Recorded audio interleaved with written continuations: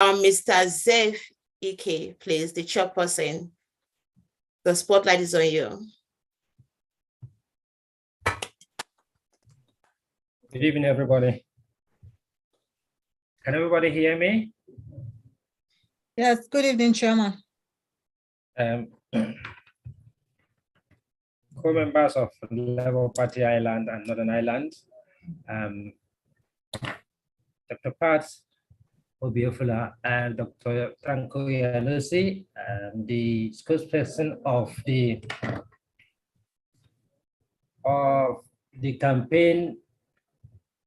presidential campaign council, and also Amaze of the media, and we still expected the Diaspora chairman, the national chairman, and maybe your principal or his running mates. May I just welcome you to this town hall meeting of our chapter. I am the chapter chairperson of the Labour Party of Ireland and Northern Ireland. I just want to let you know a few strides we've made or the impact we've made. I believe among the 10 chapters of Labour Party all around the world, we are the ones who have officially registered within our country and officially as required by the Irish state. And we have actually met the requirements of all the requirements that is stipulated by the Labour Party Diaspora in Nigeria. And our aim of this town hall meeting today is to bring the Nigerians in Ireland and Northern Ireland to listen to both our principal, the national chairman, the Diaspora Committee, and also the campaign council about what that is required of us as diaspora to help make a new Nigerian, bring our principal, His Excellency, Mr. Peter Gregory Obi, as the next president of Federal Republic of Nigeria come February 2023. Whatever it requires as we in the diaspora to make this happen is why we are set up and why we are having this town hall meeting today. We just want to use this opportunity to encourage every Nigerian in Ireland by your support. I mean, the team of the Labour Party who will be with us here today to make sure we deliver Labour Party and His Excellency Mr. Pistobi and his team as the incoming government of the Federal Republic of Nigeria. I'm not going to bore you so much with speeches, but we also want to hear from you what is required of us to do. Before now, I can tell you that as part of the Diaspora Committee of Labour Party in Nigeria, we have also joined the other 10 chapters in trying to make little contributions to make sure that the campaign and the party runs as it's supposed to be. With the little financial contributions, mobilization, and also a few other things that has been done in terms of campaign, I can actually categorically tell you now that we have been engaged in mobilizing some young youth and other Nigerians to go into the far north of the country in trying to mobilize both the women in the markets and some students within the colleges.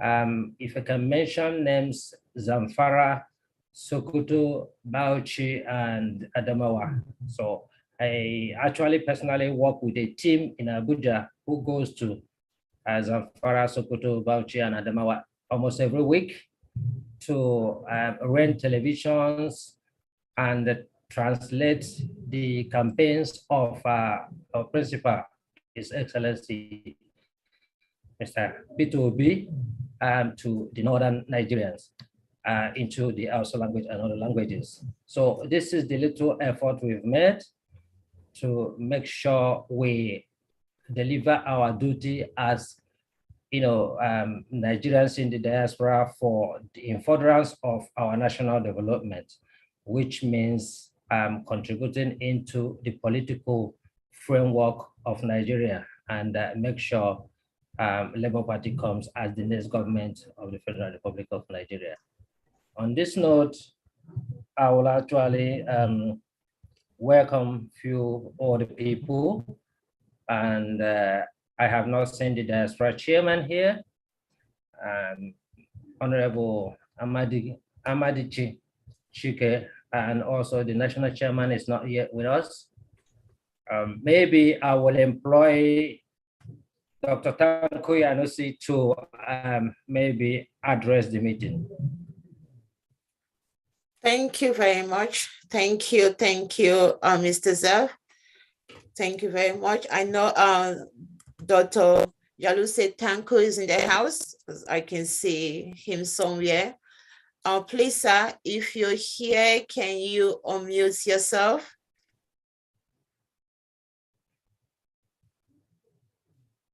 Hello.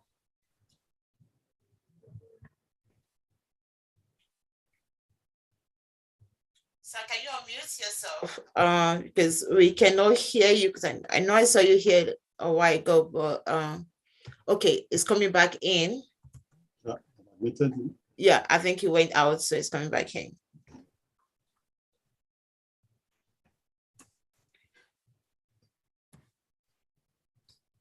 Okay. Bear with us now. You know, Nigerian line, they just keep going off and on, so bear with us.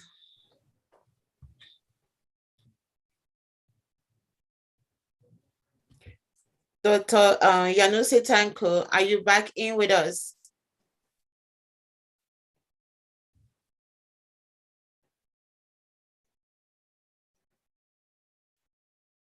Okay, I can see him now.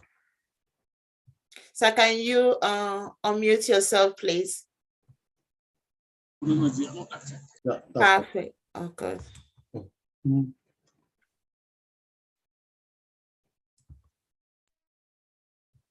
Perfect. Thank you, sir. You're very welcome, sir. If you can hear me, can you just please introduce yourself and address the house, please? Okay. I'm sorry you may not be able to get a video of me. I'm actually on a transit. I am on my way back from my ward in Kano, so I can only do audio. For the purpose of records, my name is Dr. Yunus Tanko. I am the chief spokesperson of the Labour Party Presidential Campaign Council. Good evening, ladies and gentlemen. Thank you for having me on your platform. Thank you very much, sir. Thank you for coming. It's nice to have you. Thank you very much. So while we have you, can you please just tell us what you do and what you're doing at the moment and what you've done so far? I think okay, you have 5 minutes to do that. Okay, I will go straight to the point. I'm going to talk to you about what is actually on the hot seat at the moment now. I am a spokesperson. I have been doing that. And then the truth about it is that we are almost like 71 days to election, if I'm not mistaken. But I know for sure that INEC has given a deadline for submission of agents. I am majoring on this particular advocacy of agents and polling units, which is the hallmark of our campaign generally. Let me share with you a little bit of statistics. We have 176,846 polling units cut across the Federal Republic of Nigeria. And the Labour Party must fill these particular agents as soon as possible. We have less than 2 weeks to ensure that those particular polling units are filled up with agents. Yes, I am not oblivion of the fact that some people are already mobilizing the agent. In the North, we have total number of 49 million people to vote. And in the South, we have 45 million people to vote. We control 93,000 polling units in the North. And so therefore, it behoves on me and my own people that we should be able to mobilize along that polling unit to ensure that we cover all ground. The advantage of this particular advocacy is that we will have people who will canvass for Peter Obi and Deti Baba Ahmed in each of the units. I'm not talking about ward now, I'm talking about the units. And what we need to do is to ensure that these people who are going to be at the polling unit must be PVC owners of that unit, meaning that you must be resident in that particular area to become our own polling agent. And at the end of it all, you will also be a canvasser. We need each polling unit have 500 people to vote. That's the voting capacity. From our calculation of what I had done is that we need nothing less than 200 persons in each of the polling units. If you add up this particular 176,846 polling units times 200, you will have nothing less than 35 million people voting for Peter Obi. That will have won us the election. Wow. Now, take note, in 2019, I ran for presidency too, but what we had a total number of voters was 883 million people. Buhari won with 15 million. Atiku came second with 11. Some of us share the remaining 3 million as the case may be. Today, we are having 96 million people registered. And the demography also show that 12 million of those voters are Nigerian youth who are predominantly obedient in nature. So if we mobilize along that polling unit, we will be able to get this polling unit voting for Peter Obi in large numbers. But what we need to do is what we call the advocacy of emergency for control your polling unit. I know most of you are in the diaspora, but then you have one or two brothers and sisters living back at home. I will urge you, as a matter of urgency, to ask everybody to go back to his polling unit. That is where the action is now. That is where the manipulation and the voting and everything is done.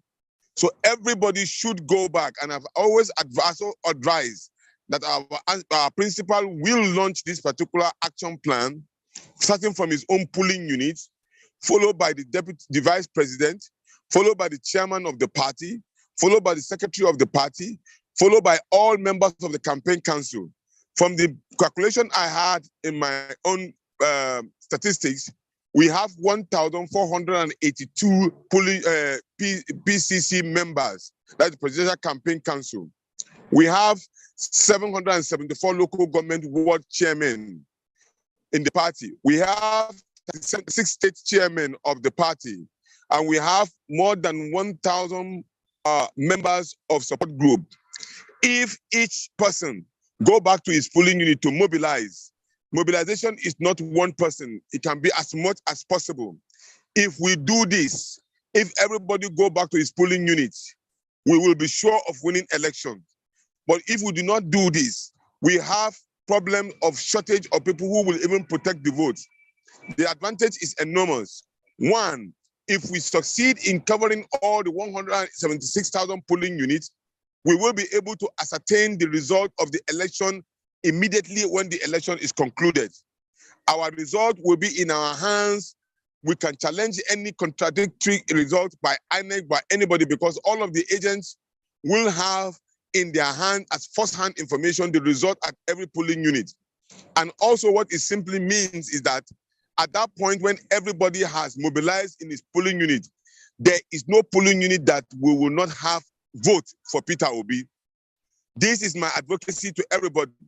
For me, any other mobilization or support or funding should be geared towards this, because at every polling unit, for example, the minimum we can mobilize any member of the person at least at the polling unit is a minimum of 5,000 naira. Other political parties are ready to pay up to about 20,000 naira as the case may be. Some are saying that we can get organic agents at every polling unit. I agree it is possible, but let us be human and know that people will stay in that polling unit from morning till evening. At least let them give them something that they can use in buying pure water. We are not paying them. We are only complementing what their effort will be. This is my honest submission to you in this particular gathering, to ensure that all of us collectively we mobilize for us to win election in 2023. Peter Obi is a good candidate. Betty Babame is a good candidate. They are efficient drivers and they are efficient vice driver. But we need to help them to move that vehicle, the Labour Party, to our destination of winning election. I thank you very much for listening. God bless you and God bless the Federal Republic of Nigeria. Thank you very much. Thank you. Thank you very much, Dr. Yahusa Tanko. That is wonderful. Thank you very much. Actually, the fact that, we are mobilizing people to actually stay back, after voting to guide the votes is very important. And mind, just like you said, they will be there for money tonight. And of course, they need water, they need bread, they need something to eat, and I think us from here, we Diaspora, as much as we cannot vote, I think that's what we can do. So if you look at the charts, just to, contribute to what our Dr. Tanko have just said, if you look at the chart, there is a link. I've sent the first link, which is the program of the day, and there's another link that's been sent, which is the GoFundMe. The GoFundMe is actually to raise a fund targeted to what Dr. Tanko have just said to us. So please feel free to click on the link and it will take you directly, to the page on how you can donate towards this event. Thank you very much. Thank you again, once again, Doctor. And I will just move on, okay, as long as we have Dr. Patricia Obifula. Dr. Patricia Obinefula, CPO in the house. Doctor. Thank you. Good evening. Thank you very much, ma'am. It's not allowing me to unmute my camera, but that's okay. I guess you can hear me. That's what's important. Thank you for having me. I'm Dr. Patricia Obiefule. Everybody calls me Dr. Pats. I'm a diasporan on ground, hands-on, helping with the process here. So I speak as a diasporan who is on ground and have experiencing what is going on. Dr. Tanko has spoken very well. He hit the nail on the head in terms of one of the key factors that need to be attended to if our principal is going to succeed, is going to win, if we are all going to win, actually. And that is the polling unit agents and the canvassers. Now, there are what we consider three key factors that has to be concurrently of almost equal importance. And I will explain why. That has to be concurrently dealt with for us to come out victorious. One is the PVC collection. Now, only people with PVC can vote. We can have all the polling units guarded, and if all these obedients have not collected, do not have their PVCs, they are not going to vote to begin with. There will be no vote to guard.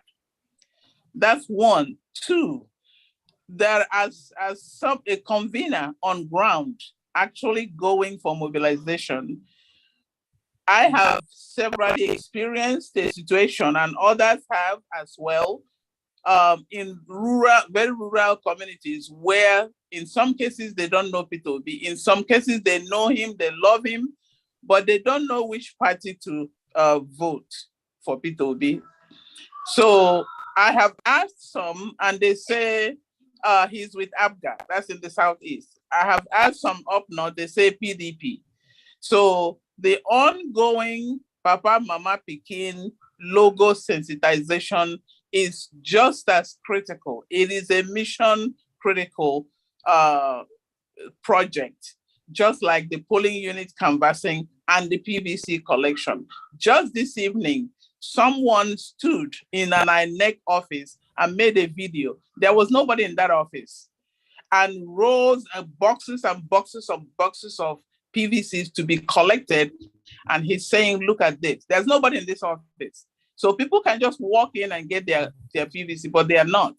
Okay, so if those PVCs are sitting there, how are we going to vote? So we have a project ongoing for PVC collection. The CPO does, Coalition for P2B, as I'm sure some other coalitions that are working towards the same goal. This, by the same token, the Papa Mama Pikin sensitization project is also ongoing in a very small, disorganized, haphazard scales, because different support groups are attending to different communities as they can afford. So that's something that needs to be, we need to throw our weight behind that to make sure. It doesn't make sense that after all of this preparation, after all of these efforts, these people go in the polling booth and then press PDP and come out thinking they voted for P2B. That would be disastrous.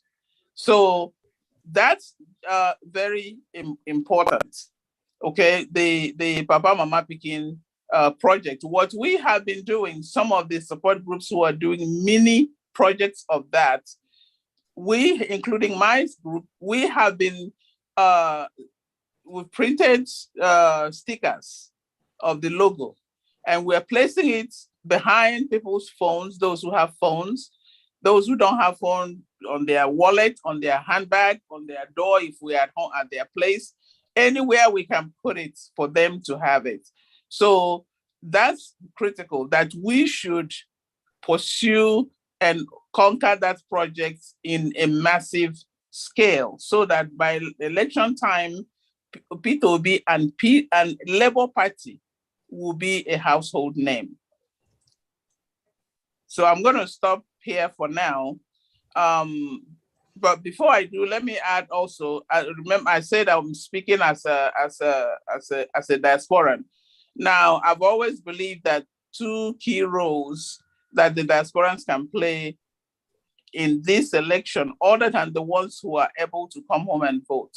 Those two key roles are mobilization, indirect mobilization, which a lot of us have been doing already to those who are not on ground, which is calling all your contacts back home here and making sure they are not just obedient, but useful, and demanding evidence that they are actually working towards that, especially the ones that you support.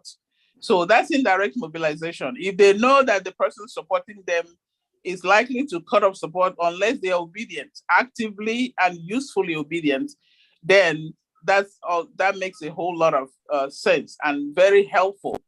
That's one of our roles as diasporan. The second important role, more important, is the funding. Diaspora has always been the source of funding for most of these projects. And I'm aware in different silos, in different units, different organizations, diasporans have been funding. So I want to encourage us to please do not relent. Please do not relent. Some are supporting or donating to the Labour Party directly. Some are donating directly to the campaign office. Some are donating to support groups, okay? Now, we do have, as I said, a coalition of support groups, CPO, Coalition for P2B, over 130 support groups. Anybody who is interested, or if you are so moved, you can also choose to support CPO, because the reason being that we have a collection of that many support groups who can go at any of these projects with full force. The manpower is there. The programs have been mapped out already, ready to hit the ground running. So I thank you all very much. Let's not relent. Let's not put our hands on the plow and look back. God bless us all. God bless the diasporans for the critical role that we are playing in this election. Thank you. Thank you. Thank you Thank you, very Dr. much, Pat. ma. We have to clap. Thank you very much, ma, for that. Thank you. You're welcome.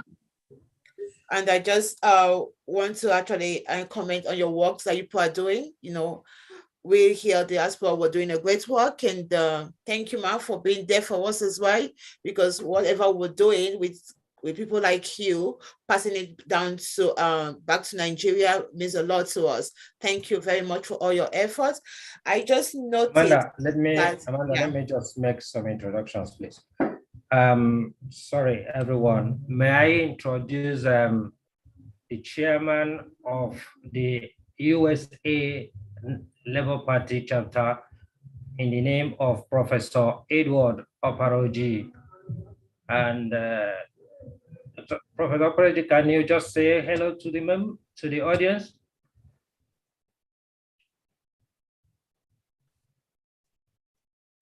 Hello, everybody. Hello. Welcome, sir. Hello, sir. You're welcome to the house.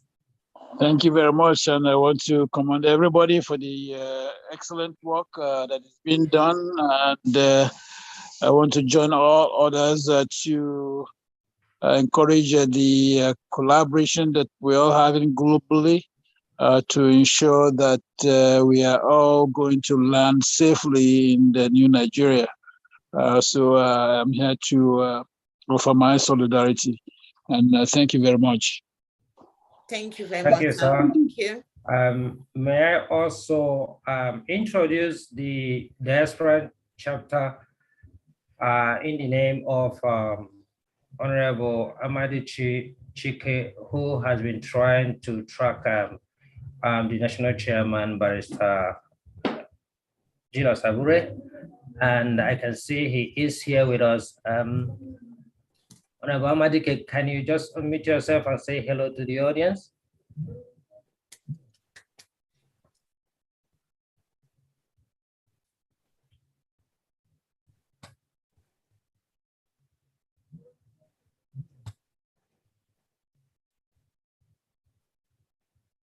Hello, good evening, everyone.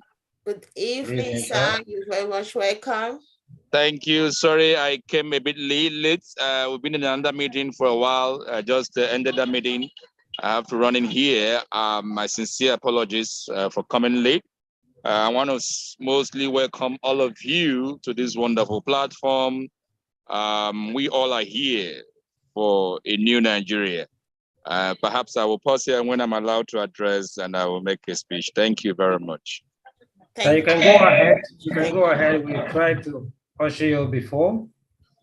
Let me hold on as if my national chairman will come in so that I will introduce him. Then I will make my speech while he's here. Thank you.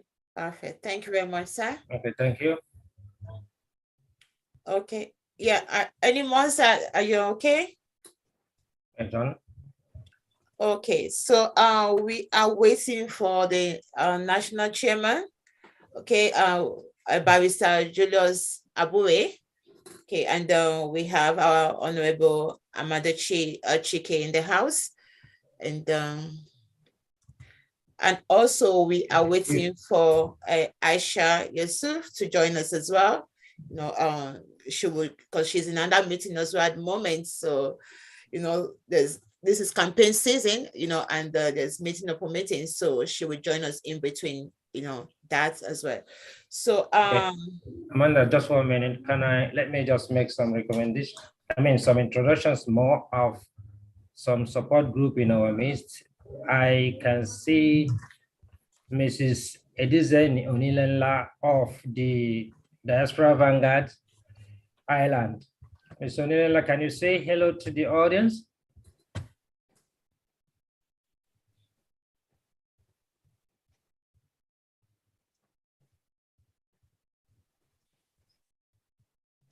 okay. Can you unmute yourself and say hello to the audience, please?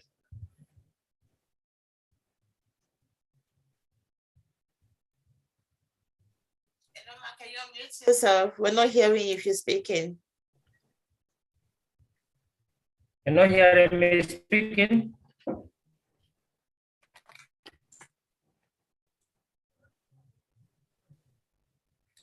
Okay, while she's getting ready to come in, may I introduce one of the members of Nigerian Diaspora Alliance in the name of Ugochukwu Wankwo. Can you just unmute yourself and say hello?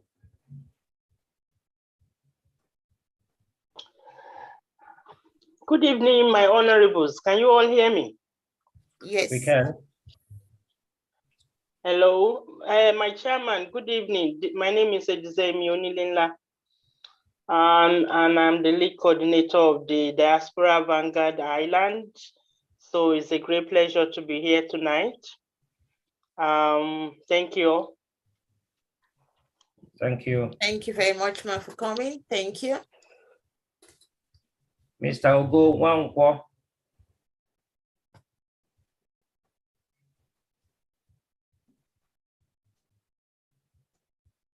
Hello, sir. Yeah, you can go ahead. We can hear you. Okay. Okay. My name is Ugo Wankwo, one of the directors of the Nigerian Diaspora Alliance. I'm glad to be here. Good work you guys are doing, and everyone is pitching in to make sure that our principal get elected. Thank you. Thank you Okay. very much. Can I also call on Mr. Okechukwu Obiesie to say hello to the audience?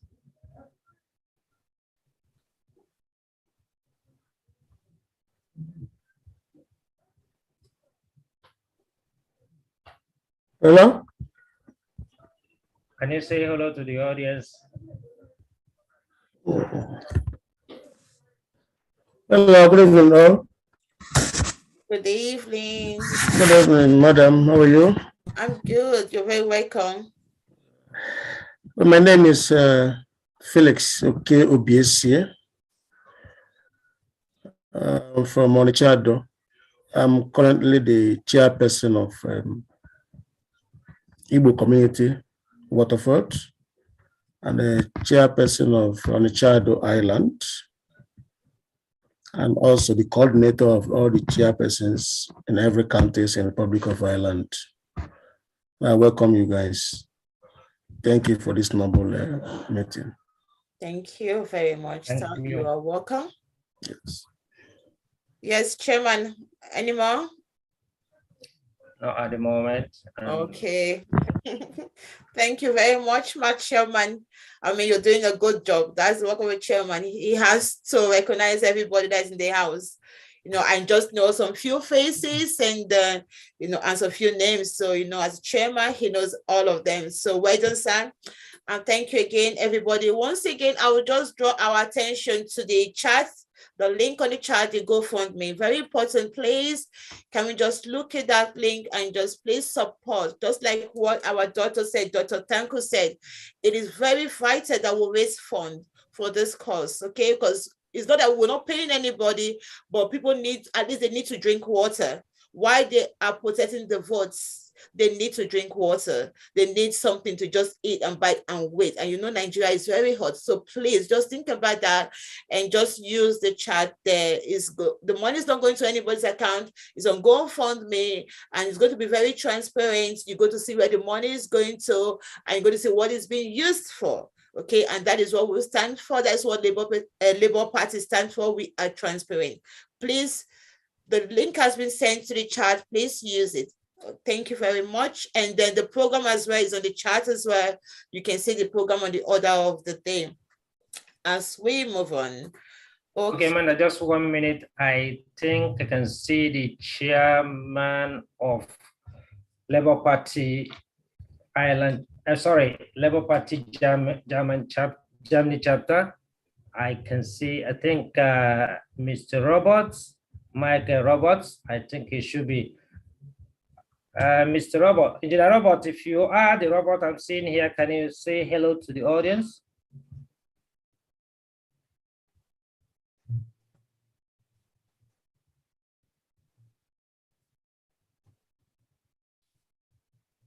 Mr. Roberts, sir, can you unmute yourself, please?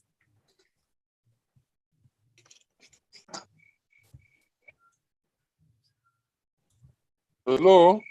Hello, sir. Engineer Robert. Yeah. Good evening, everybody. Can you hear me? Yes.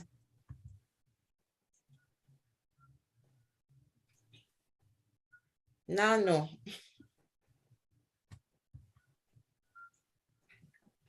We cannot hear Robert, you. can you unmute yourself? You muted yourself again.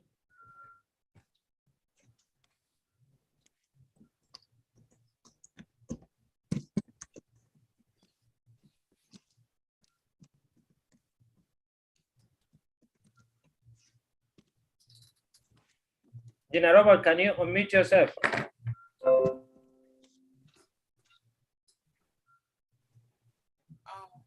we are waiting for him, okay. And Yeah, this is Engineer Mike Roberts. It's a pleasure.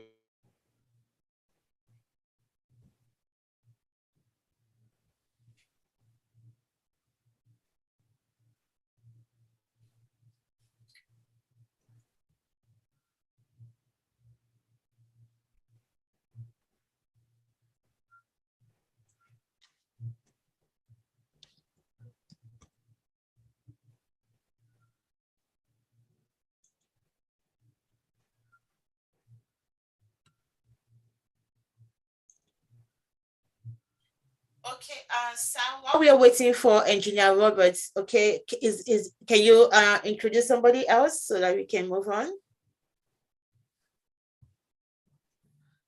Chairman. Well, I think we're waiting for the national chairman and probably to address the town hall meeting. Okay.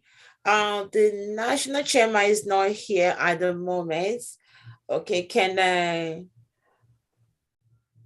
Honorable Chike, address us, please, and while we wait for the national chairman, is that okay? If it's ready, because he said he's waiting for the national chairman.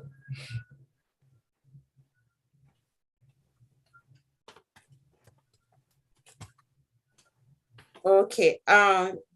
Just while we are waiting, so that we don't waste any time. Okay, I just want to draw our attention because somebody just actually called my attention to this.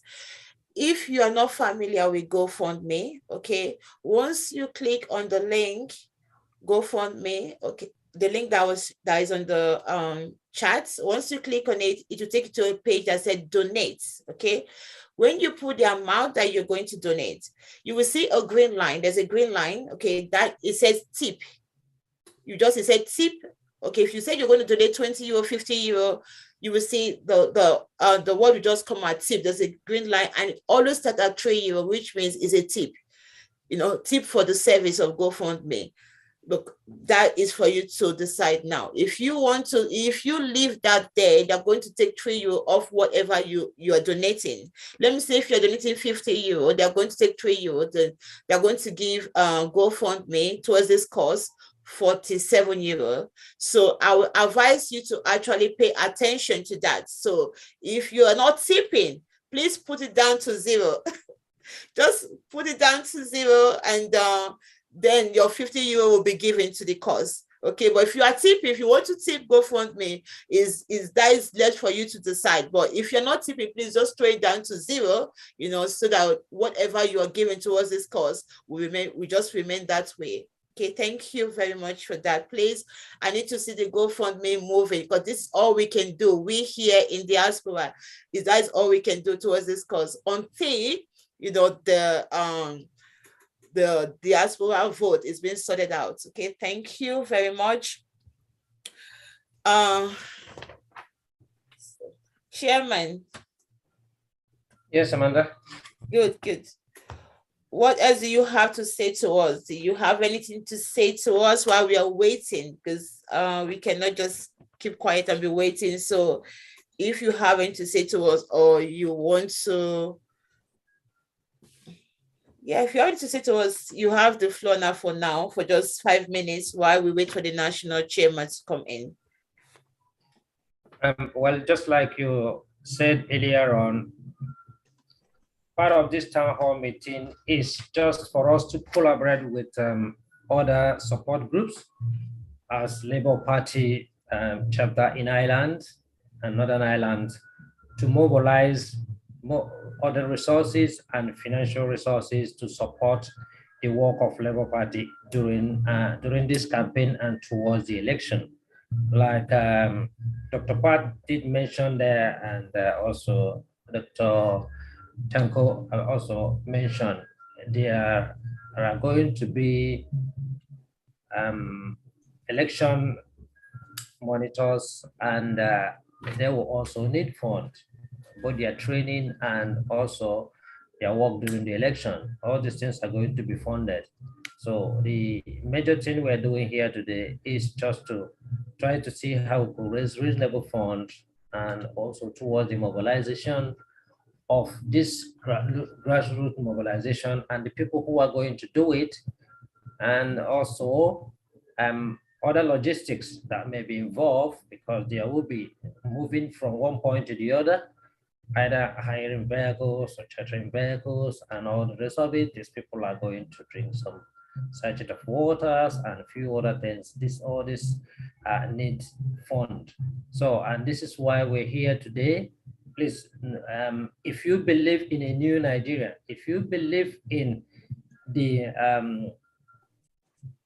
the preaching of our principal, His Excellency, Mr. P2B, in having a new Nigerian, changing the country from consumption to production, eliminating the issue of corruption, and also making people to work good together for our dear country, bringing our resources, not only trying to look for good Nigerian, but we have to partake or participate in making the new Nigerian. And that is why all hands must be on deck to make sure that these are being achieved. We're just waiting to see if our chairman will come and address us, and we actually go into the business of the day. And I just want to remind us that this event is being streamed live, and so that everybody should know. And also those who have just come in before we started, the event is also being recorded. So we just want you to actually be with us as we just trying to achieve the goal of this evening.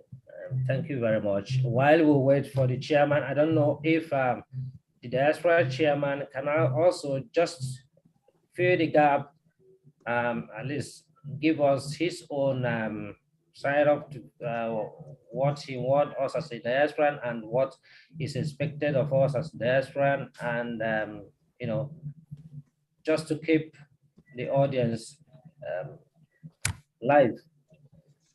So Honorable Chike, can you just unmute yourself, and while we wait for the national chairman, please. Okay, thank you very much, Mr. Chairman, Island and Northern Ireland chapter of Labour Party. Please pardon me, the national chairman is calling me on phone. Let me follow up on him to join us. 1 second, please. Thank you. Okay, thank you. Okay, while we are waiting for that, I just want to fill the space now to just say a big thank you to my co-committee member. Okay, we have 5 committee members, and these 5 people has worked tirelessly, you know, to bring this event, you know, to fruition. So I have to say a big thank you to them, because they have worked very hard for that to happen, because we have to recognize them as well. So I just want to say thank you very much to the chairman, okay, for thinking about this, for putting the committee together, and for giving the platform for this to happen. So thank you very much, Chairman Zef Ike. Well done, sir. You're doing a great job. He is in Nigeria at the moment that we're speaking now. He is in Nigeria working very hard, you know, to make this happen. Thank you very much, sir. And then thank you very much, sir, Mr. Ben Umuneke. Thank you. You just wave your hand there. You're doing a good job. He is the secretary of the planning committee. Thank you very much. Thank you very much, Basi Ikewike. Thank you very much, Ma. Thank you for your support. For me, you're always on call. Thank you very much. And thank you very much, Philomena Obasi. Obasi, am I right? Yes. Thank you very much, Ma. She's always on call. She's between meetings, calling Nigeria, calling. Well done, Ma. Thank you very much. And thank you very much, Mr. Eddie Graham. Okay, is in and out this meeting at the moment. Thank you very much, Eddie. You did a wonderful job. I think he's the vice chairman of Labour Party Ireland and Northern Ireland. Thank you very much, sir. You did a good job. It was nice working with all of you. And thank you very much. That is it. Yeah, we are five in numbers. Thank you very much. So yes, I think while we were still waiting for the Honorable Chike, to join us. So we just wait a while, please.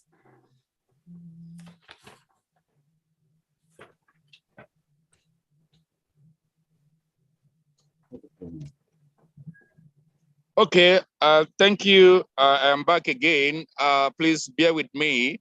I'm just in and out trying to help the national chairman come in.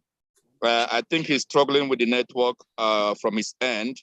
I've just re-forwarded the link for him to join. He's trying his possible best to join us here. But while we wait for him, let me give an opening remark from my side. My name is Honorable Chike Amadichi. I'm the chairperson, Diaspora Committee of Labour Party here in Abuja, Nigeria. I believe we all know what is facing us. Every one of us here knows very well what we are facing and what is facing us. This is, for me, Nigeria today is under captive, that we simply have to work together to regain our country. Our country has been stolen away from us, Nigerians, by some group of, should I use the word criminals, that has hijacked this nation for the past couple of years, decades. And it is time for us to take back our country. And 2023 has presented itself for us to work together collectively. I use the word collectively because individually, P2B cannot fight this battle. He cannot do it alone. He needs us, Nigerians, home and in diaspora. You know why I say home and in diaspora? Because, they have this thought that those in diaspora, since they cannot vote, they don't have a say in what is going on here. But I always prove them wrong. That, listen, guys, a Nigerian in diaspora is a Nigerian before he left to diaspora. And while in diaspora, he or she is still a Nigerian. So whatever that happens to Nigeria concerns him or her, even in the diaspora. That's why we cannot possibly rule out Nigerians in diaspora. And that's why part of my advocacy has always been how possible the Nigerians in diaspora can vote and be voted for. I have engaged Mrs. Abike Dabere, who happens to be the Nigerian Diaspora Commission chairperson, and who also essayed to the president on diaspora affairs. I've engaged her a couple of times in the past and said, listen, madam, this office you're occupying requires you to push for Nigerians in diaspora to cast their votes. But it appears that you are not doing that.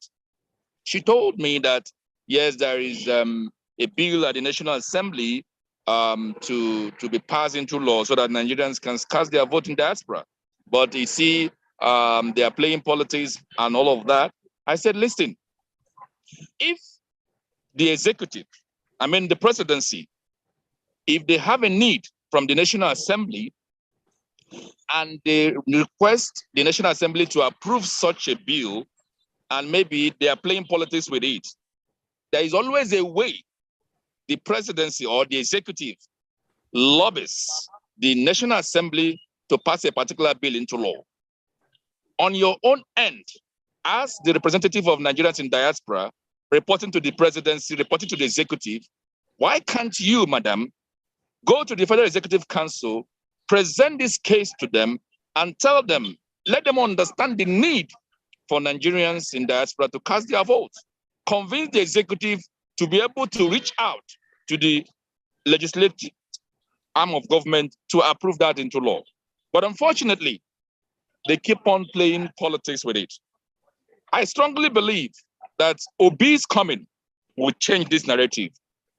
Obi has said it in different fora, in different meetings, that if by God's grace, he wins, the next election come 2027, that he will see to it that Nigerians in diaspora cast their vote and also be voted for if they wish. We are all Nigerians. So, my dear sisters and brothers, it is time for us to work together. I am simply here to encourage all of us. A lot is done, a lot needs to be done. We are doing a lot at the moment, a lot has been done, and we still have a lot to be done. Hence, I'm asking, please and please, as we stand now, Labour Party is the umbrella body driving this force. On the election day, the electorate will only see Labour Party in the ballot paper. It is time for us to promote and project Labour Party as much as we can in a way of sensitization, in a way of awareness, creating awareness, mainly in the rural areas. I know in the cities, due to people in the city, there is internet and all of that, people can easily get to know about Labour Party, get to know about Peter Obi. But I tell you, in the rural communities, Nigerians in these rural communities, they want to know about the party that Peter Obi belongs. Most of them know the name Peter Obi, but they don't know the party that he belongs. I've come across a couple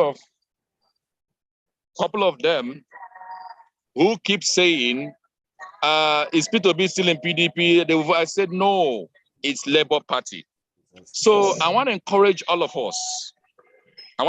us. To support this movement, support this project. Whatever we can raise today, it will go a long way to help in sensitization. It will go a long way to help in creating awareness for Labour Party in the rural communities. We have a lot going on. We have a couple of projects that needed to be funded. Hence, I'm encouraging all of us, even if it's one kobo, it will go a long way. I'm just looking at the chat point now. We have about 32 people in this platform. If these 32 people can say, I will put one naira, we have 31 naira, and it will help. I'm just making an instance anyway, but it will go a long way.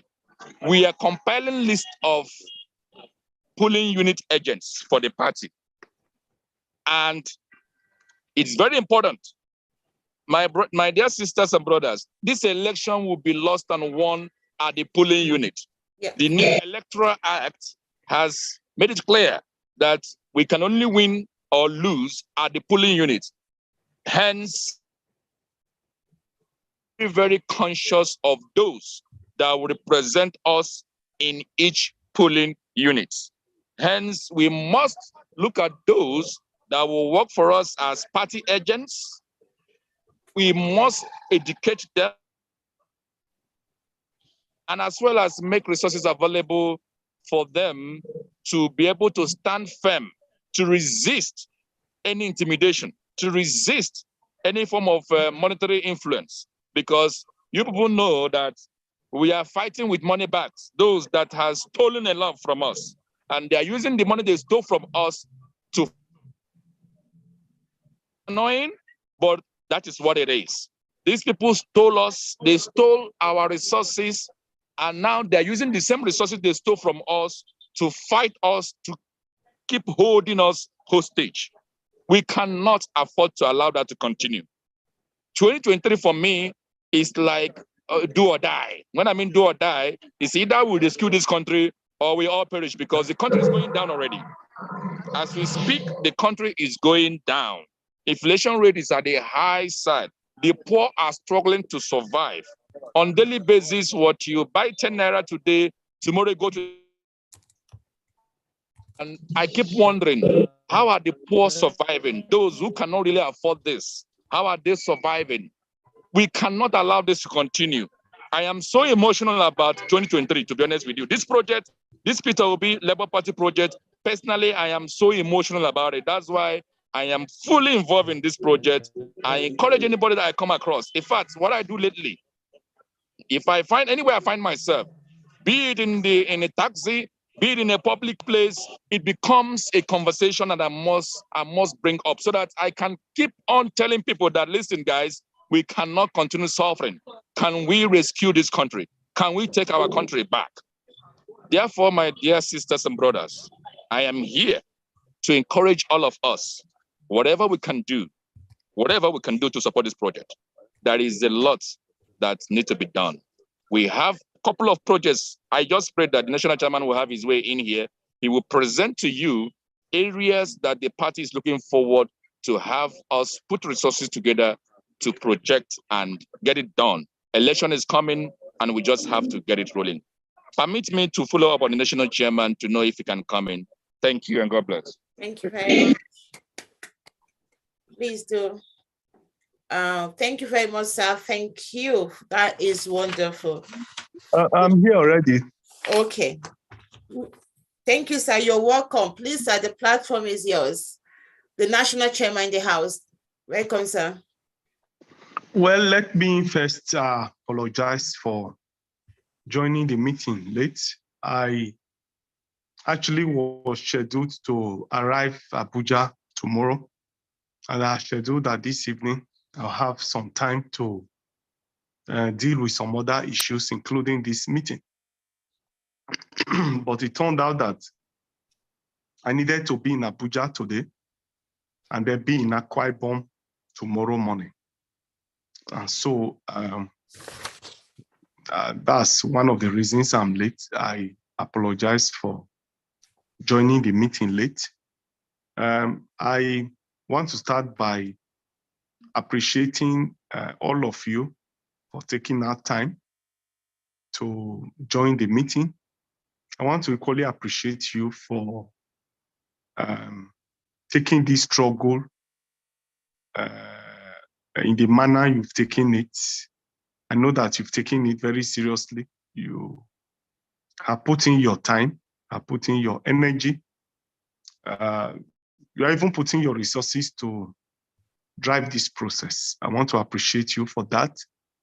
I want to again say that even though I've expressed my deepest appreciation to you, it must be put on record that the struggle is to emancipate our country, emancipate our relatives, emancipate ourselves, and also emancipate our children and the children yet unborn.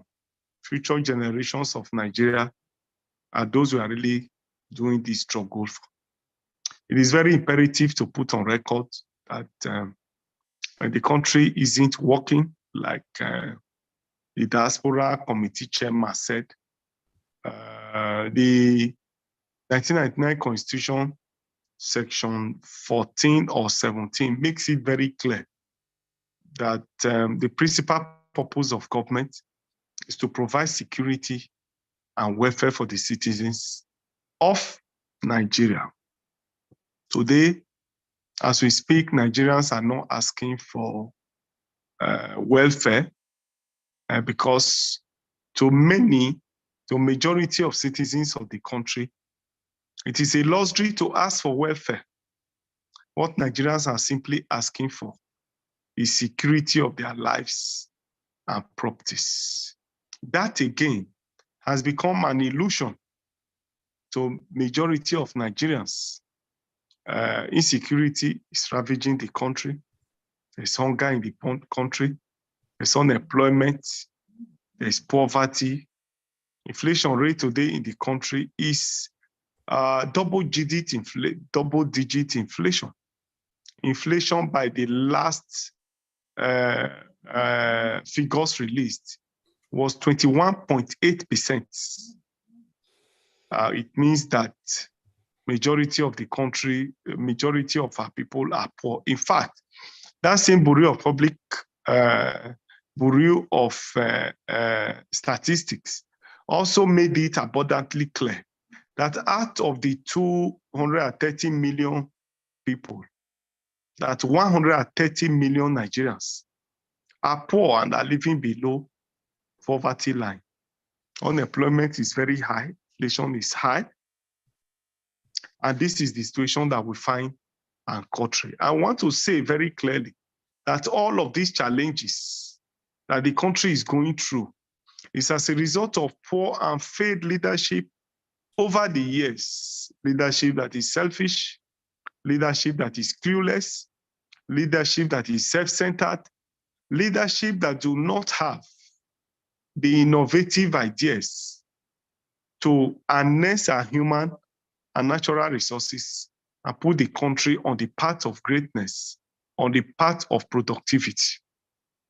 And that is the major challenge that we have. The major challenge that we have is that of poor leadership. And it is these very narratives that the Labour Party is determined to change.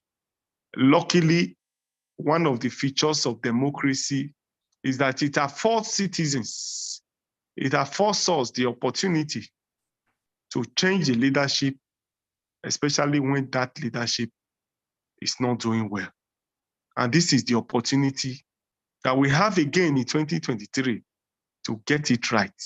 It's an opportunity that is given to the country, that is given to the citizens of Nigeria to be able to rewrite their destiny again and take their destiny in their own hands by doing the right thing come 2023, so that we can at least have a proactive, result-oriented, and productive leaders that will harness our resources and reposition the country for greatness. I want to say very clearly, without sounding immodest, that our presidential candidate, Peter Obi, appears or have what it takes to be able to drive the process of growth and development for the country. Today, as it stands in Nigeria, among the presidential candidates, among the committee of presidential candidates, or the top presidential candidates running this election, our own presidential candidate, Peter Obi, stands out in terms of his character, in terms of his pedigree, in terms of capacity, in terms of competence, and above all, in terms of character. He therefore stands out. I will believe that he will be able to make the difference if elected next year. This is the onerous task that we all have ahead of us. The ruling oligarchy in Nigeria have cultivated the habit of deception, of deceiving the people over time. They come with all sorts of deceptive tendencies like ethnicity, religion, and even money to continue to have their hold on power. But I'm happy today that Nigerians are gradually rising beyond those ethnic affinity, religious affinity, and even affinity to money to identify with Peter Obi and the party. We therefore are hoping that we'll be able to maintain this tempo that will lead us to the election. And then we are sure that if Nigerians really and truly believe that they want a change, we will be able to achieve this in 2023. For us in Labour Party, we are determined, we are ready to continue to provide leadership. We are ready to lead the struggle for the emancipation of Nigeria. It is pertinent here to put on record that since the campaign started, the party and the supporters have been under immense attacks in all its ramifications, attacks all around. And just last week here, a governorship, one of the candidates of the party in Imo State was assassinated. 2 weeks back, the Labour Party women leader in Kaduna State, in Kaura local government, was murdered in cold blood, was killed in her house, murdered. Her husband was also shot. And by last week, the hospital where he's undergoing treatment was to amputate one of the legs. The party too has been under serious attack. A lot of our people are brutalized in Lagos, brutalized in Imo, brutalized in Enugu. 4 weeks back, our own senatorial candidate, Linus Okore, was abducted in the evening. And we had to take to our social media platform to say that he was kidnapped. And a few hours later, the police took responsibility and said he was under their custody. And after a series of incarceration with the police and in prison for 40-something days, he has just been released with no single charge against him.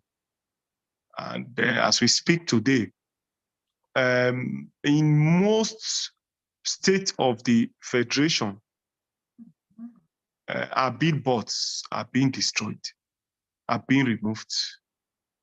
We are being harassed. We are being intimidated.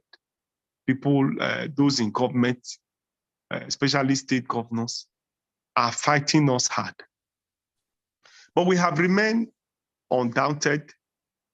We have remained courageous. We believe very strongly that no man, no woman can stop an idea whose time has come. We strongly believe that the time for the liberation of the country has come. We strongly believe that the time for true democracy in Nigeria has come. We believe that the time has come for the people to take back their country. We believe that this is the time to rescue the country. And therefore, no amount of harassment, no amount of killings, no amount of harassment, no amount of intimidation will stop this beautiful idea whose time has come. We believe that enough is enough of the suffering of the people who are suffering, who are emasculated for nothing, for not the fault of theirs, but for the carelessness of government. So we believe that the time to end poverty, the time to end insecurity, the time to end hunger has come in Nigeria.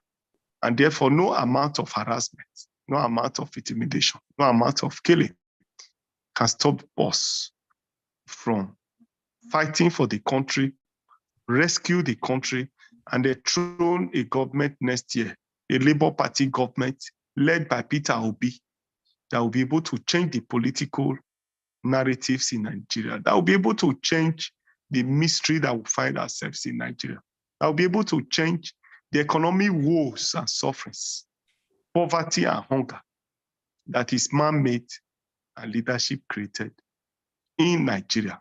The Bible tells us that no man puts his hands on the plow and looked back. Today, we have put our hands on the plow and will look no back. We remain encouraged, we remain determined, we remain focused, and we'll take our message of liberation of the people to every nooks and crannies of the country. And we are very sure that we'll be able to deliver the country come next year. I want to appeal to you that whatever support you can give to support the Labour Party, to support the candidates, will be highly appreciated. There's no saying the fact that we need a lot of support, financial, material, in cash, or in kind. In whatever way you can give us support, we'll gladly appreciate it. let me conclude by once more appreciating you for what you've done so far. Appreciate your time, appreciate your commitment to this struggle, and finally assure you that we'll continue to do what we need to do in order to provide leadership for this struggle. Thank you and God bless you. Thank you, National Chairman, Barrister Julius Abure. We are so glad that you let us join us. You were able to make it to join us, and we are happy for all the information you have actually accorded us. And why we're here, why we actually incorporated ourselves in Ireland is just to see how we could actually take back the country, like we've always said. Whatever it takes, some of us here are very hungry to come back home. We are very much hungry to come back and rebuild the country. There are a lot of things we cannot vote.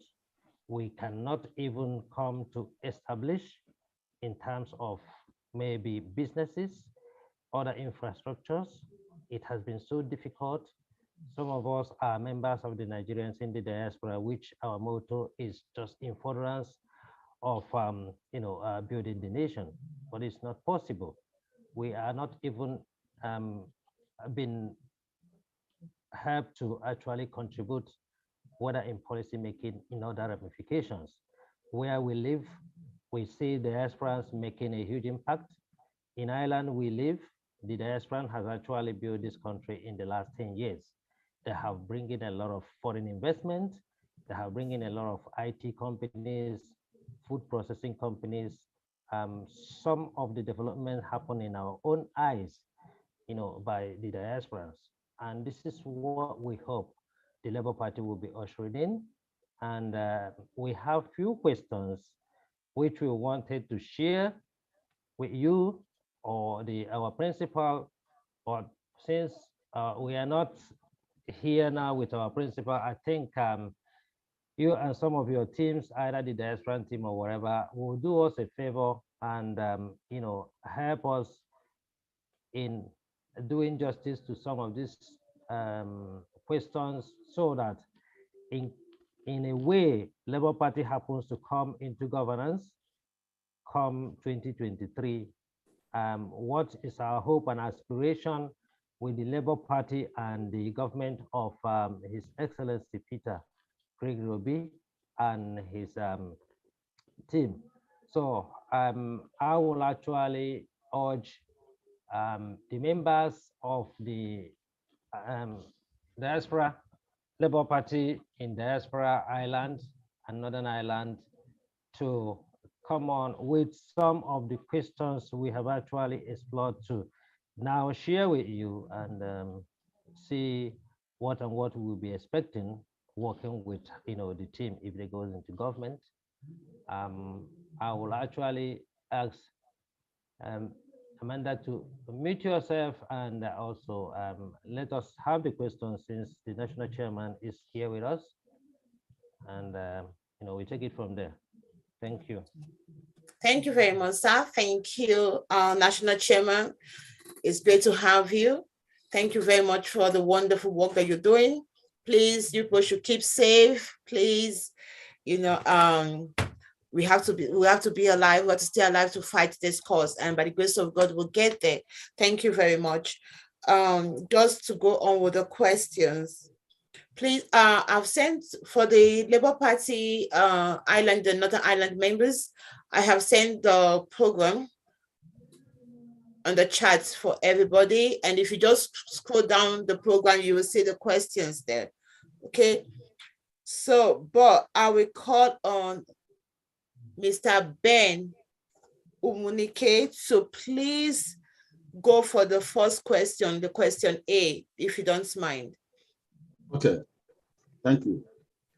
The first question says, how would Obi/Dati government deploy the experiences and skills of Nigerians in diaspora to improve good governance in Nigeria?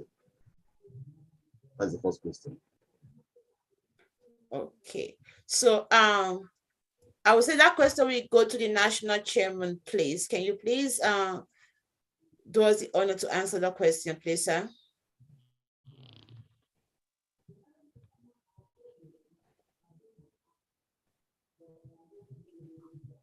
National Chairman gone, is this today?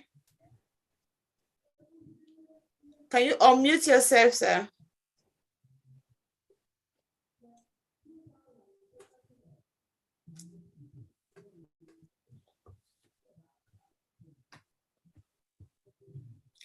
Barrister Julius, sir, can you unmute yourself?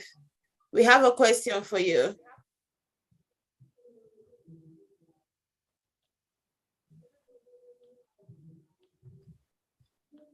Okay, let me see. Yes, Okay. yes. Thank you, sir. Sorry about that. Yes. Do you want him to go over the question again? No, he talked about how will Obi Dati redeploy their experience to achieve good governance in Nigeria. Yes. I think that's the question. No, I can say it again, if you don't mind. I think that's the question, that how can Obi and Dati redeploy their experiences to achieve good governance in Nigeria? No, I think that's the question. The question says the skills of Nigerians in diaspora. Okay. Yes. So how would Obi? Well, the truth of the matter as we speak is that there is even no security in the country in the first instance. The skills of even the people in Nigeria here are not even adequately utilized because of the high level of insecurity. There's no enabling environment that will make business to thrive. There's no education, no healthcare. A lot of things are going very bad in the country. And therefore, the starting point is for us to have first security in the country, and that is cardinal in our own program. I'm aware that there are a lot of Nigerians who want to even come back home to invest, return to the country, and begin to know what they know how to do best in diaspora to bear in the country. But there's even no enabling environment. First is the issue of security here. The high level of insecurity will not even encourage any person in the diaspora and so on to be able to even come back to Nigeria to live and to invest. So we think that the starting point is for us first to create an enabling environment, to create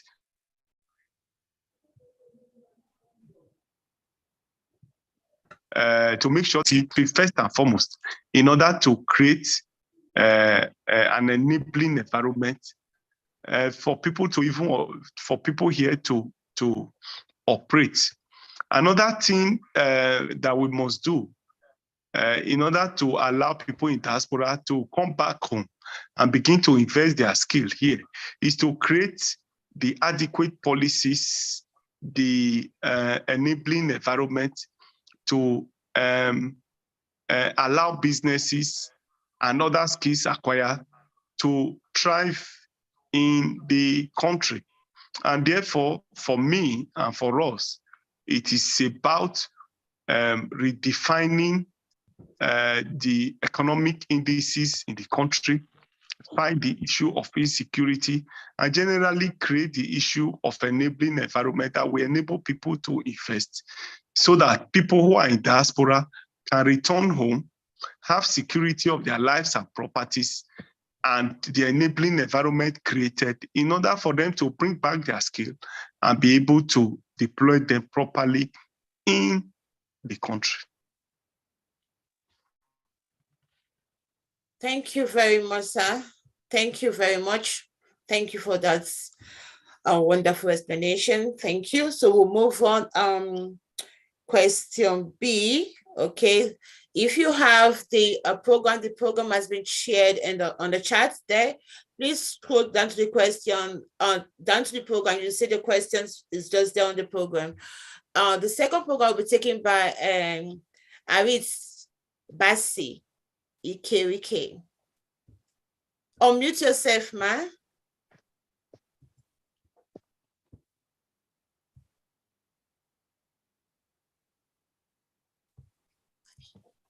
Now. Good evening, everyone. Can you hear me? Yes, yes, ma'am, we can hear you. Okay. The second question borders on production and consumption. So the question is, what is the process that your government intends to use to change Nigeria from consumption to production? That's the second question, please.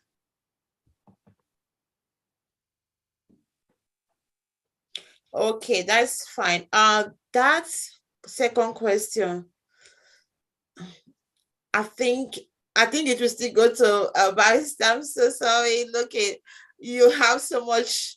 I mean, this is your area, so you have to answer the question. So, yeah, Barrister Julius, please, sir.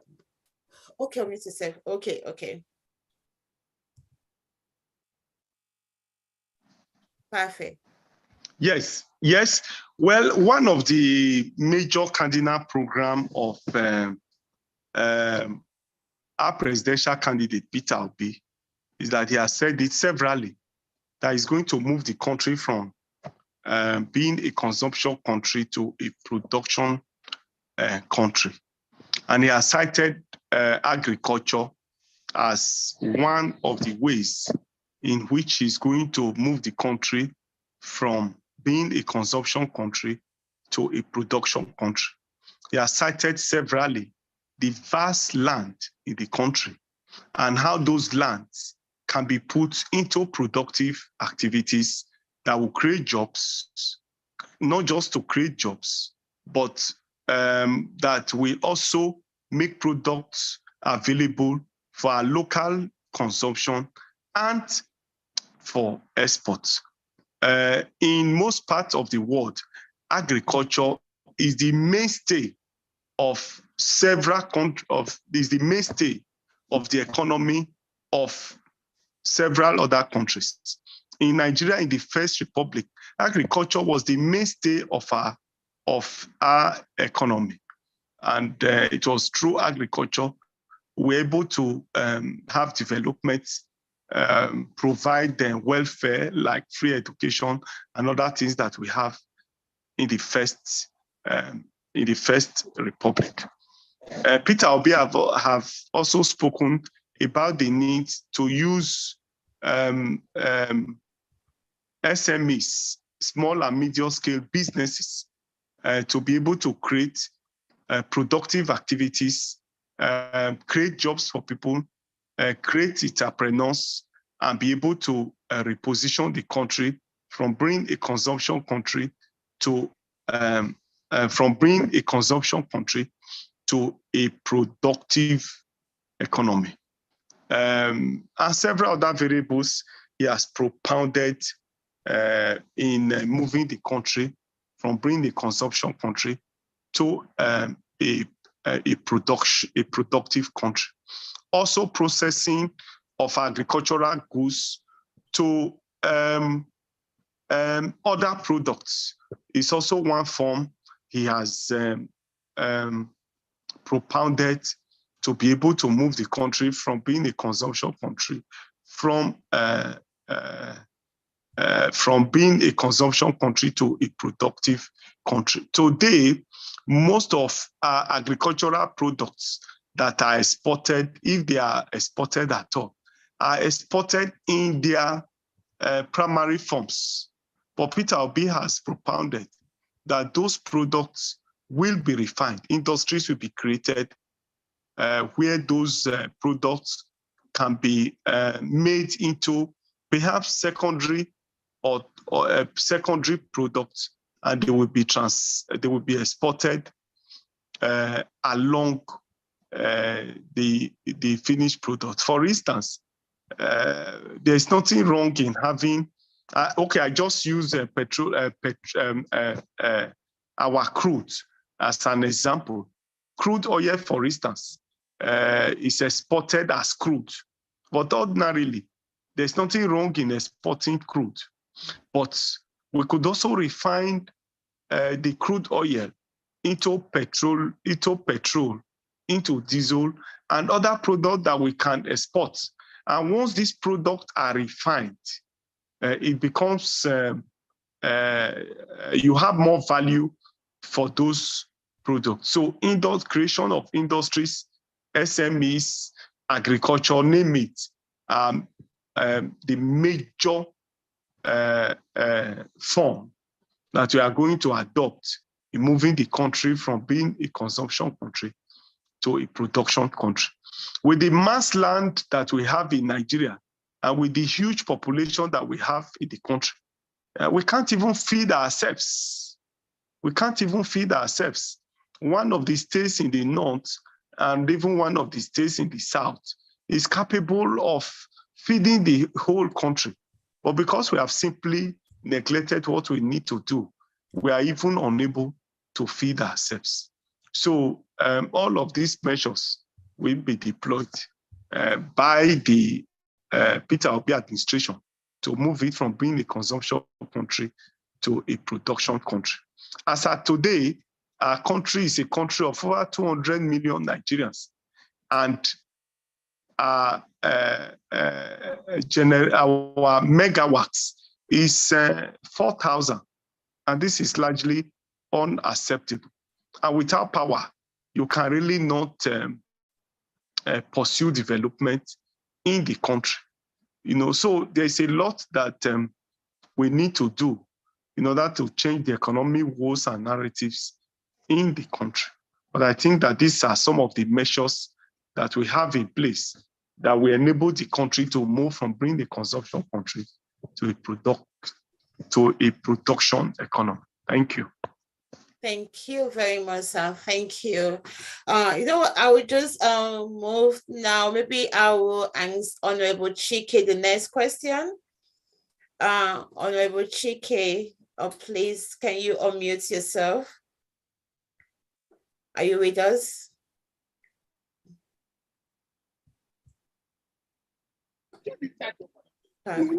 Okay. Yeah, good. So you are now on the spotlight. So the question, I will be answering the next question. Okay. Okay. Perfect. You know what? Philomena is here. Philomena will be asking the next question on the program. Philomena Obasi, please. Question C.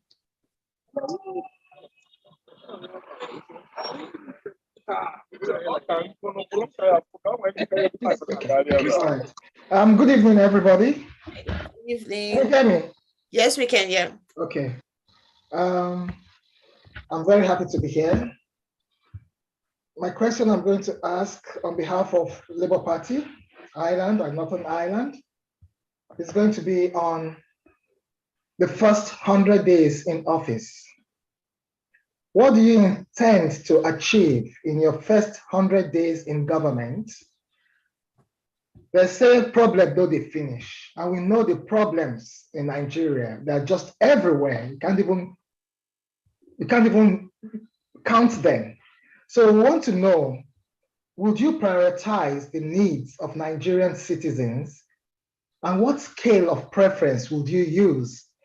Because the answer you'll be giving us here today would be asked another 100 days when you start your government.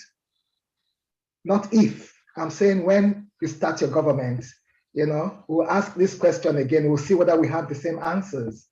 The first 100 days in government, what do you want to start with? Thank you. Thank you very much, Ma. Unmute yourself, sir. Honorable Chike. Honorable sir, can you please unmute yourself?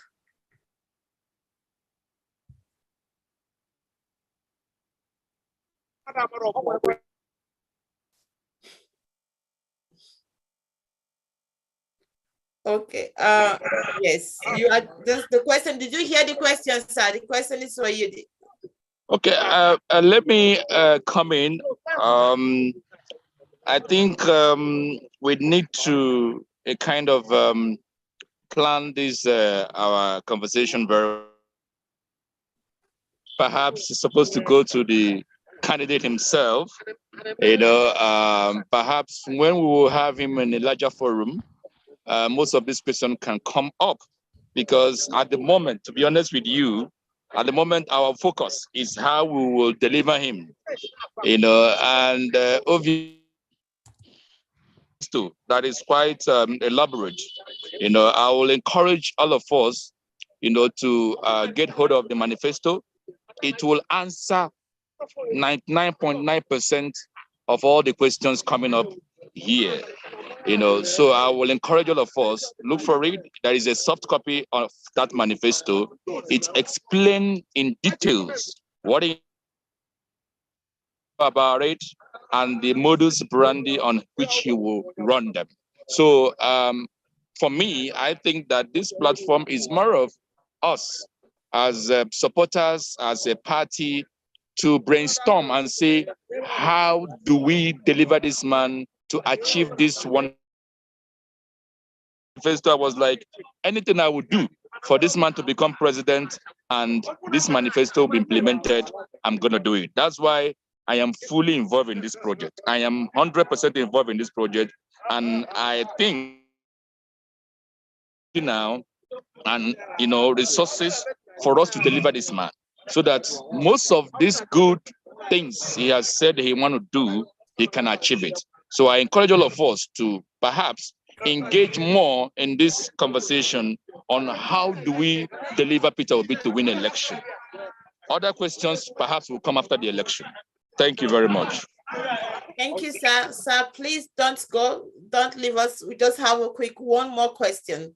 Thank you very much for that. Thank you. So when we are there, we're going to push everything, do whatever we can to deliver Peter Obi. So when we are there, then we're going to ask after 100 days, what he has done, so we'll wait for that time.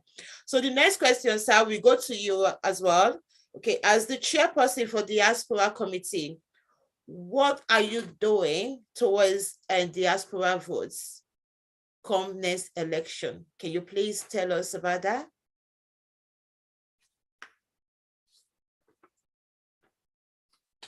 Hello, sir. Honorable Chike, sir. Okay, can you unmute yourself? Yes, sir.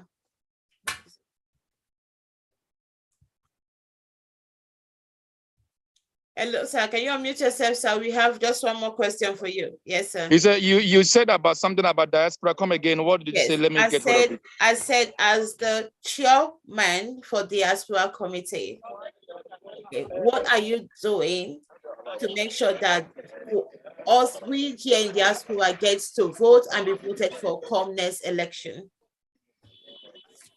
Actually, it's unfortunate that Nigerians in diaspora cannot vote in this coming election, especially those of you in diaspora that does not have your PVC. But those in diaspora that came in during the registration of PVC, that came back, got registered, perhaps actually come back again, got hold of their PVC and willing to vote, of course they will vote because they are Nigerians, so they are allowed to vote. So those of you, because at the moment, there is no opening to register for PVC at the moment. All we're doing now is to collect. Those that have registered are busy collecting their PVC. I remember a friend of mine who just came in from South Africa. He registered, he came in sometime in June or thereabout, got registered. He's back now. He's going to spend Christmas here, and he's also trying, because he knows that the PVC is ready. So he's working hard now to get hold of his PVC, because he told me that he's also going to come back in February to cast his vote. So basically, Nigerians in diaspora who are willing to vote, they eventually came back during the registration of PVC, and they're coming back now to pick their PVC.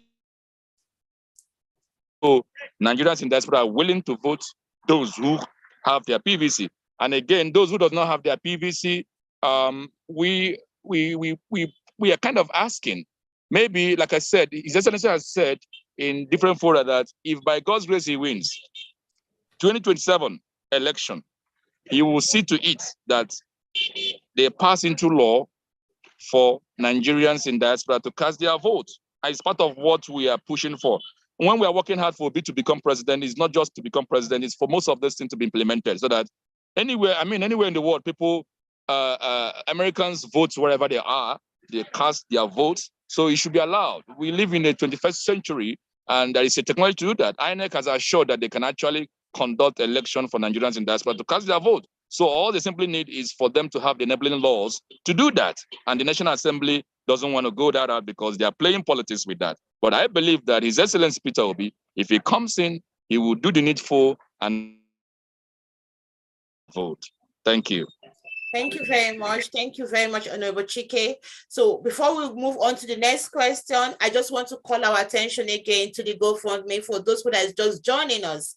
Please, the GoFundMe link is on the chat. Okay, this is what we can do. We cannot physically go to Nigeria and vote, but we can push this cause with our fundings. Please, now the chat is the link is on the chat. Please, can you just click on it and it will take you direct to the GoFundMe page. You know, click on donate and to give you the platform to donate whatever you can. You can put 50 euro, 20 euro, you know, 100 euro, whatever you can. Can you just put it there? Every little counts, okay? And then now, just to call your attention again to the tip, okay? Once you open the donate page, it will tell you tip. And it starts from 3 euro. Please, if you don't want to give a tip, can you just throw it down to 0, okay?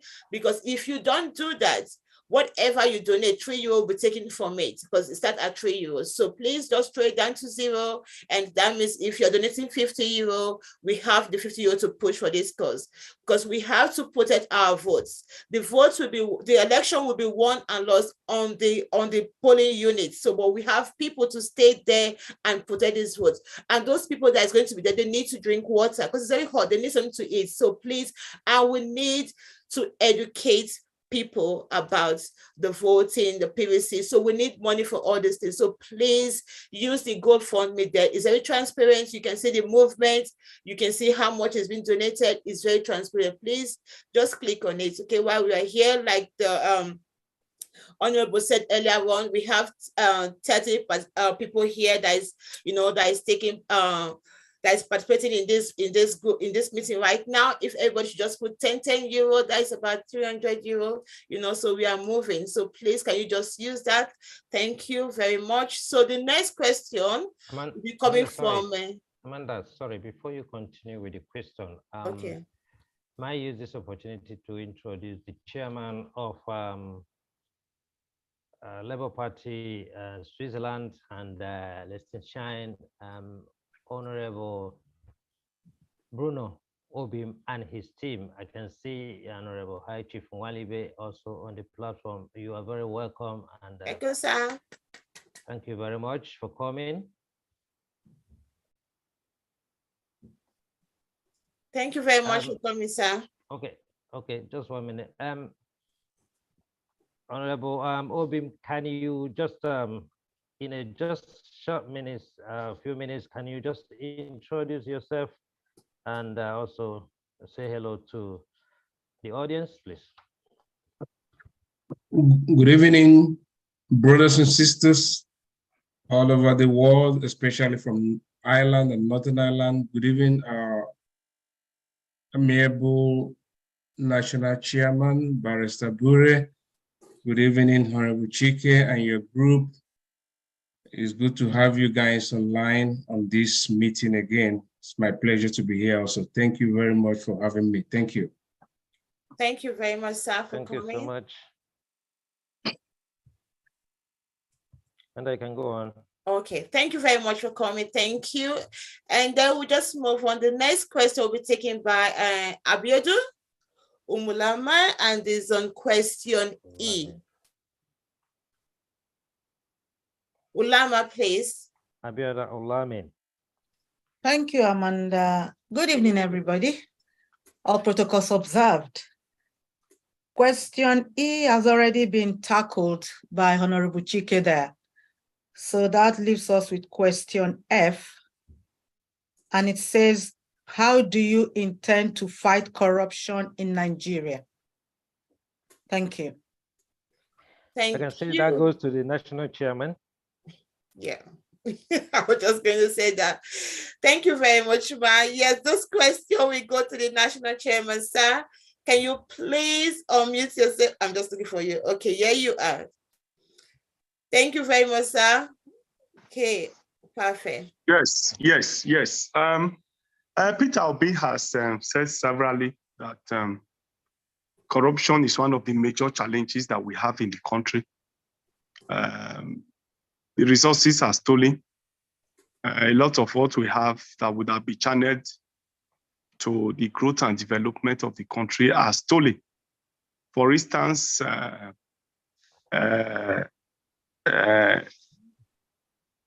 Nigeria is not able to meet up its own quota that is allocated to Nigeria by OPEC. And the reason the government has given is that there is the oil theft in the petroleum industry. You will also agree that even the issue of subsidy, as it regards to subsidy of fuel and other petroleum products, have also been attributed to a lot of corruption and fraud in the system. The system generally is corrupt, and we have noted the fact that one of the major challenges that the country is having is the high level of corruption in the country. And therefore, Peter Obi has not made pretenses about this. He has said it very, very clearly that he's going to fight corruption. First, by his behavior, by his antecedents, and even by his character. Peter Obi has said that if the head is upright, the body will equally be upright. He has said it clearly that if himself as president does not steal, then his subordinates too will not steal. In other words, he's going to fight corruption by leadership, by example. Leadership by example. He himself will not be corrupt. He himself will not allow contracts to be inflated. The loopholes, the leakages in government will be blocked. And that if he himself is not corrupt, it will be very difficult for his subordinates to be corrupt. So first, he's going to fight corruption by his own behavior, by his character. He's going to fight corruption. He's going to fight corruption by leadership, by example. That is one. Secondly, he's going to embark on reorientation of Nigerians, because a lot of Nigerians today have these corrupt tendencies. And therefore, he's going to orientate the people, massive education of the people, that corruption is evil. And therefore, wherever you find yourself as Nigerians, it is better to avoid being corrupt, as it's not helping our country. Corruption helps to destroy a country, the very fabrics of the country, the very what would that be used for the growth and development of the country is diverted to individuals and so on and so forth. And therefore, it is a phenomenon that is not good for the country. And therefore, Peter Obi is going to fight it by massive reorientation of the people. And because the people too have a major role to play. In Nigeria, Nigerians glamorize people who are rich. We glamorize those who have stolen our wealth and resources. We hail them. In the churches, they are giving front rows to sit in the church. They are giving chieftaincy title. In Nigeria, nobody asks you how you make your money. What people are interested in, that you have made money. And therefore, we need a lot of reorientation of the people for us to change our mindset, for us to change our behavior. And therefore, Peter Obi is going to fight corruption by reorientating the people to change their mindset and their behavior towards the issue of corruption. The third point is that we already have agencies that are saddled with the responsibility of fighting corruption. We have the ICPC, we have the EFCC, we have the police, we have other government agencies, that can be used in fighting corruption. What we have seen over time is that the fight against corruption is actually in the lips, it's actually a lip service. Successive governments have been paying lip service to the fight against corruption. And therefore, for us, we are going to strengthen those agencies to be able to fight corruption effectively and properly. And most importantly, to be able to block all the leakages. Peter Obi has said that he believes that preventive measures are better. And therefore, institutions will be strengthened to ensure that the system does not necessarily leave loopholes for people to be able to siphon government money, steal government money, and then go away with it. So these are some of the measures that we have in mind to use to fight corruption. We believe very strongly that if the head is not corrupt, it will trickle down the line. If the head is not rotten, it will be very difficult for the body to be rotten. But when the head is rotten, then of course, corruption will trickle down. He was governor in Anambra State. He was not corrupt, and therefore, a lot of people who worked under him didn't find it expedient to be able to exhibit corrupt tendencies. Thank you very much. Thank you very much, sir. Thank you. And okay, we hope to get a good Nigeria free from corruption. Thank you very much. Honorable Chike, yes, I wanted to just make one or two clarifications about the third question that was asked about 100 days in office. Maybe I just feel I needed to throw some light on it. I know that my chairman in Diaspora answered it effectively, but we need to put it very clear that the situation in the country today is so bad. The country is heavily bastardized. And our first priority, going by the manifesto, is to ensure security of lives and properties. Because you have to be alive first before you can be talking about economy, because before you can talk about politics, because before you can talk about industrialization of the economy, infrastructure. If you are not alive, if there's no security of lives and property, obviously you won't be able to do any of that.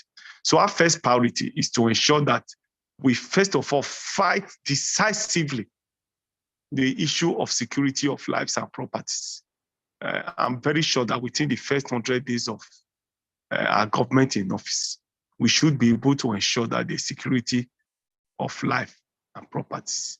And then we begin to drive other process of development from there. Of course, the economy has been bastardized over the years, and it will obviously take some time to be able to rejig the economy and reposition it for greatness.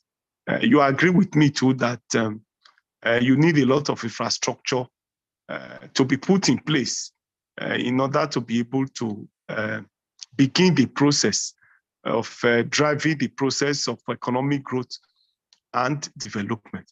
And so for us, I think that what is achievable within the first 100 days of office is to ensure security of life and properties. Because we frankly believe that the current government is paying lip service to the issue of security of lives and properties.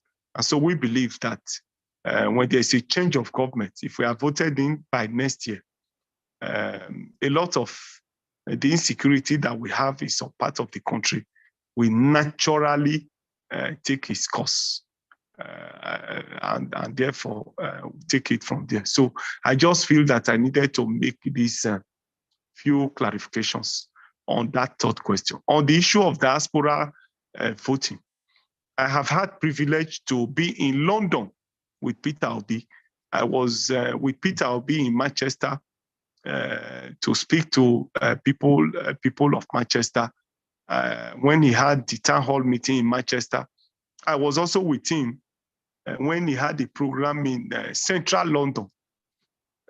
And in those two occasions, he made it abundantly clear. I have the video and I can share with you what Peter Obi said about diaspora voting. In fact, Peter Obi said categorically that the 2023 general election will be the last and only election that diasporas will not vote. He said so clearly. I was there. I wasn't told. It wasn't hearsay. It's on video. You can Google it. His speech in Manchester, his speech in central London in October this year was very, very categorical. Peter Obi said, and I quote, that the 2023 general election will be the last election that diasporas will not vote. It means that subsequent elections, measures will be put in place for diasporans to vote. Thank you so much.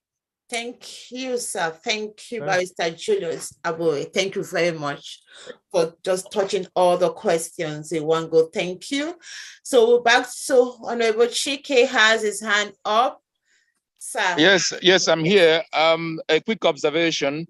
I noticed that people are supporting with the GoFundMe, but I want to suggest for those who might want to push directly to the Labour Party account, we have official Labour Party account that most of the Naira, for those who has a Naira account or has a means of sending directly to the party account, we have Zenith Bank account for Labour Party campaign.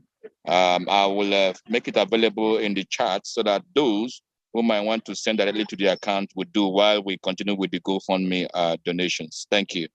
Thank you very much, sir. Thank you. That's wonderful. So if for those that have Naira accounts, please feel free to donate through the accounts straight on. At least that will be brilliant. And for those of us that don't have the Naira account, please use the GoFundMe, and it's just likewise it will be transferred to the Naira account. Okay, and check your chat now. The account number will be there on the chat. Please go through the chat. And the last question for the day will come from Ared Bassi. Ma, please can you unmute yourself and answer the last question so we can move on? Thank you so much, Amanda, and good evening once again. My question borders on BVA's machine. Yeah, because all what we are saying, all what we are doing, and we are saying everything to make Peter Obi to be our president come 2023.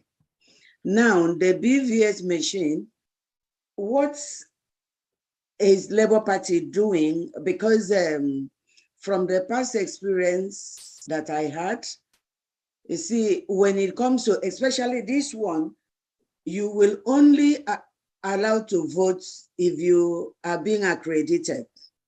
Now, no matter how many people have who will have the PVCs, if they are not accredited, they won't vote. And what if the machines, the ones they will send, because like in Nigeria, even though Peter Obi is all over the place, but there are certain areas that you see Peter Obi supporters, there are so many. What are we doing so that we make sure that the BVS machine goes around the whole place so that everybody can go do the accreditation so that they can vote? Because someone can have the PVC, if he's not accredited, he will not vote. So what is Labour Party doing towards that place? That's fine. So that question will go to the national chairman, please. Can you just quickly answer that question for us?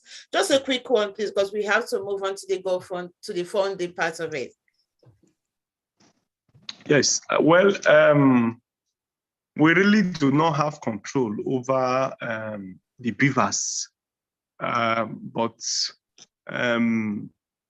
given the past few elections that have been held, especially the one in Osun and Ekiti, we saw the performance of the beavers that it was excellently used, and there were no major issues with the beavers.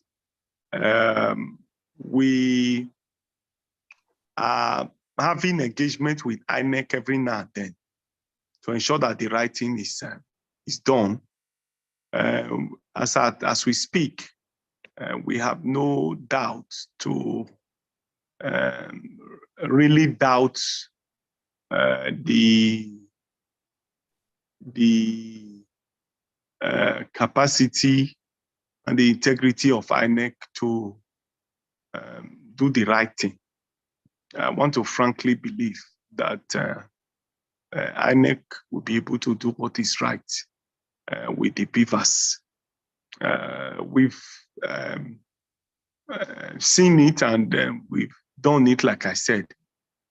We have seen beavers being used in in one or two elections that we have had recently. So we hope too that it will be, we'll have the same optimal performance of the beavers in the 2023 general election. We have had cause to suggest that some of these beavers, that there should be some sort of mock voting with the beavers, so that we can truly and really ascertain the performance of beavers when it will be deployed. And so generally on our part, we have our ears to the ground. We are monitoring the activities of INEC. We are following up. We have engaged them, and we'll continue to engage them to ensure that they do the right thing. We continue to do that. We continue to monitor them and see that the right thing is done at the right time. Thank you. Thank you very much, sir. So don't unmute yourself, just stay where you are. Thank you very much. The chairman there's an issue that was raised yesterday in the meeting. So I think the chairman wants to, clarify that issue with you. So please don't go. Chairman, sir. Thank you, Amanda. Honorable National Chairman, and this question goes to you, or Dr. Pat. What is Labour Party doing in terms of the election monitoring as regards the diaspora? In terms of, I know the other political parties have actually mobilized some diasporans who has been actually included or registered as the election monitors, either by EU or the other international organizations. What has Labour Party or are they doing at the moment regarding the election monitoring as regards the diaspora, the international community? Well, it's the responsibility of INEC to actually accredit those that we monitor the election. It is the duty of INEC to accredit observers who will help observe and monitor the election. But by and large, generally, we have some groups of NGOs that are monitoring the election. And similarly, for our people in diaspora, we obviously, who are willing to act in that capacity, we'll be ready to engage them and ensure that they play the roles they are expected to play effectively. That's fine. Thank you very much, sir. Thank you, and thank you for being here today. So we just move on. I will call on the chairman to actually go. We're just going to the fundraising properly, and he will tell us, all about it. Chairman, sir, can you take the platform? Thank you very much, Amanda. I can see that Dr. Pat has actually left the platform. Is that correct?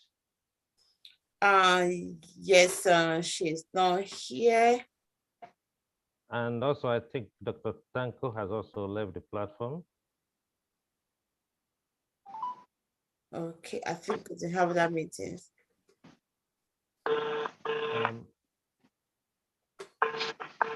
Okay, the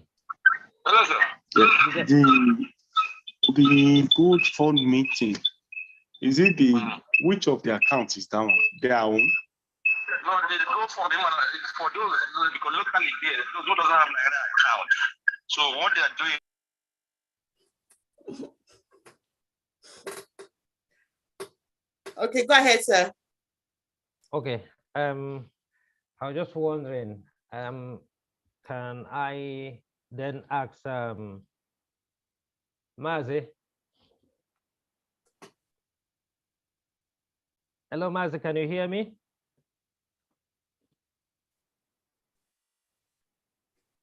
Hello, Mazi, is okay. Can you unmute yourself if you can hear me? Let's see. I just sent him a message. Sir, can you unmute yourself, sir? Is the question for me or for the national chairman, please? I wanted Dr. Pat, but it seems he's off the platform, or even.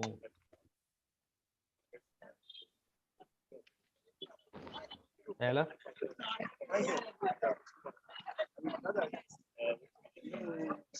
Okay. Mazi, can you unmute yourself, please? Yeah, is muted. Okay. We may have done the same. Sorry, was my attention needed? No, not at all. Yes, Mazi. Mazi, Mazi, I wanted Dr. Patricia to bring us to the issue of the fundraising and its mobilization. I don't know whether you can help us in this area. If you can sensitize the audience about what we're, here, what they're doing here in terms of the fundraising mobilization, and maybe in that regard. Well, I don't know. I think if I don't know if Honorable Chika is still there. I'm actually in 2 other different meetings simultaneously, and this is the 3rd one. So I just put the volume of the other devices kind of down, and that because I saw a mute button pop on my screen. So that's why that's why I kind of unmute. Well, but as a means of saying, I will say that whoever can do whatever they can do. As the party chairman and Honorable Chika said, every penny is needed, please. For this election, we need to understand that at various strata, this fund is being raised to one end and to one purpose only, to ensure that this election is won, to ensure that by 2023, that the narrative begins to change. I mean, if we think about it this way, in the next couple of weeks, 70 days plus, this election is going to happen. Now, we have pushed so far, and we are at the finishing line. We must then finish well and finish good. And in finishing well and finishing good, however we slice and dice it, what we need to pursue this election to its logical conclusion is nothing but fun. I think when Tanko Yanusa spoke, he told us how many polling units, how many wards, and how many LGAs we have. Now, there are individuals that will be in charge of all these layers, and these people, by those who have raped our democracy and raped our economy, they have the resources in their own parlance. They call that having the war chest. But here, we're not talking about war chest. We're only talking about being able to convince fellow Nigerians to apply our common sense to be able to say that enough is enough. While we do that, to also tell ourselves that transportation logistics for people too, if you look at over 500,000 people by means of one per polling unit, to move around in a single day, that is, if you do the maths, whatever, is it 5,000, 10,000, whatever you want, you think is fair, you do the maths, you see that is humongous amount of money.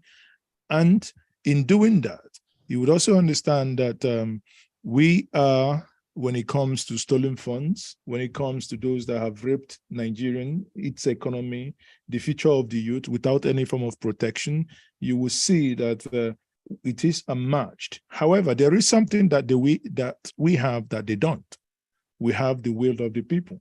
We have the support of the people, and we have the goodwill of the people to note and to say that in my local language, in Igbo, we say, when, there is a proverb that says that when one man cooks for the society will finish. But when the society cooks for one man, it is impossible too.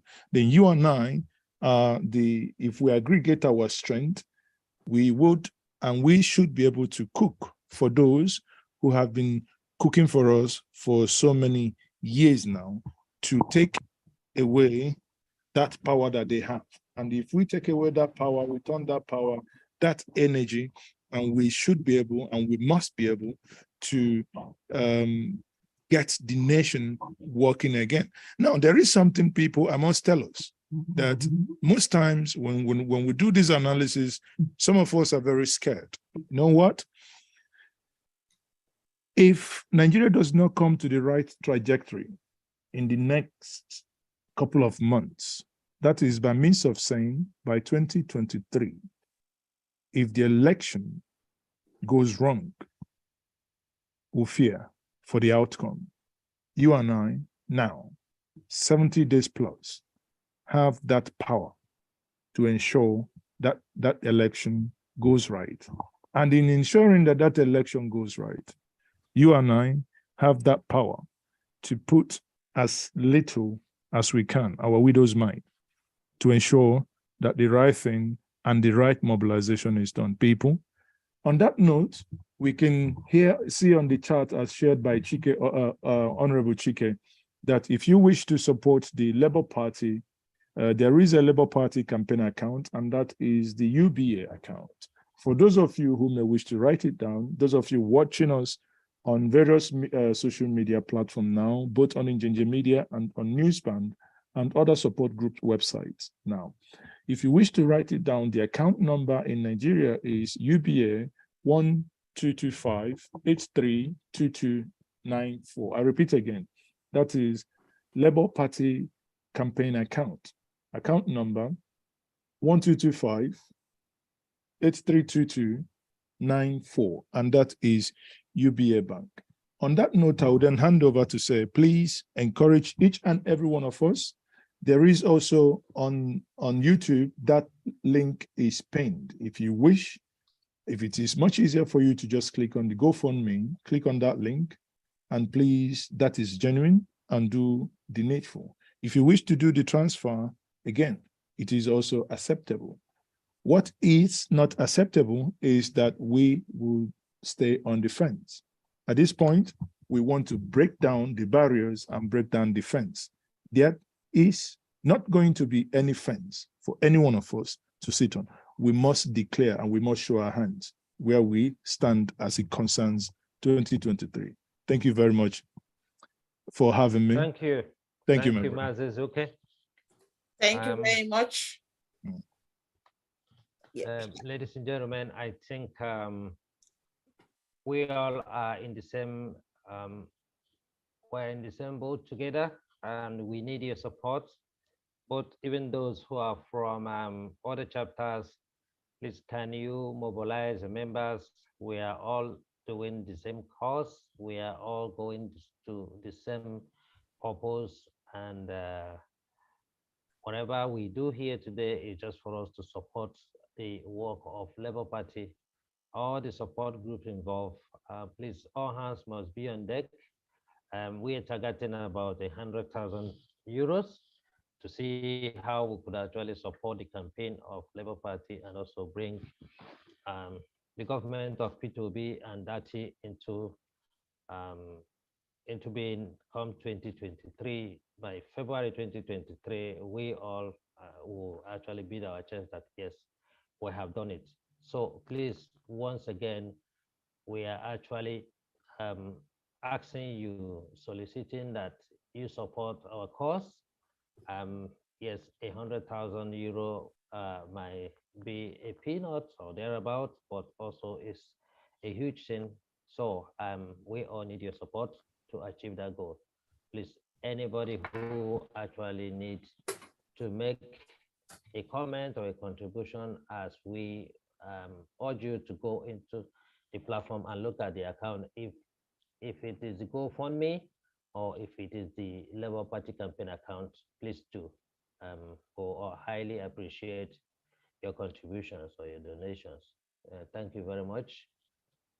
Samantha, if people want to make comments or something like that, please let's do so while we try to round up. I think we're over 2 hours.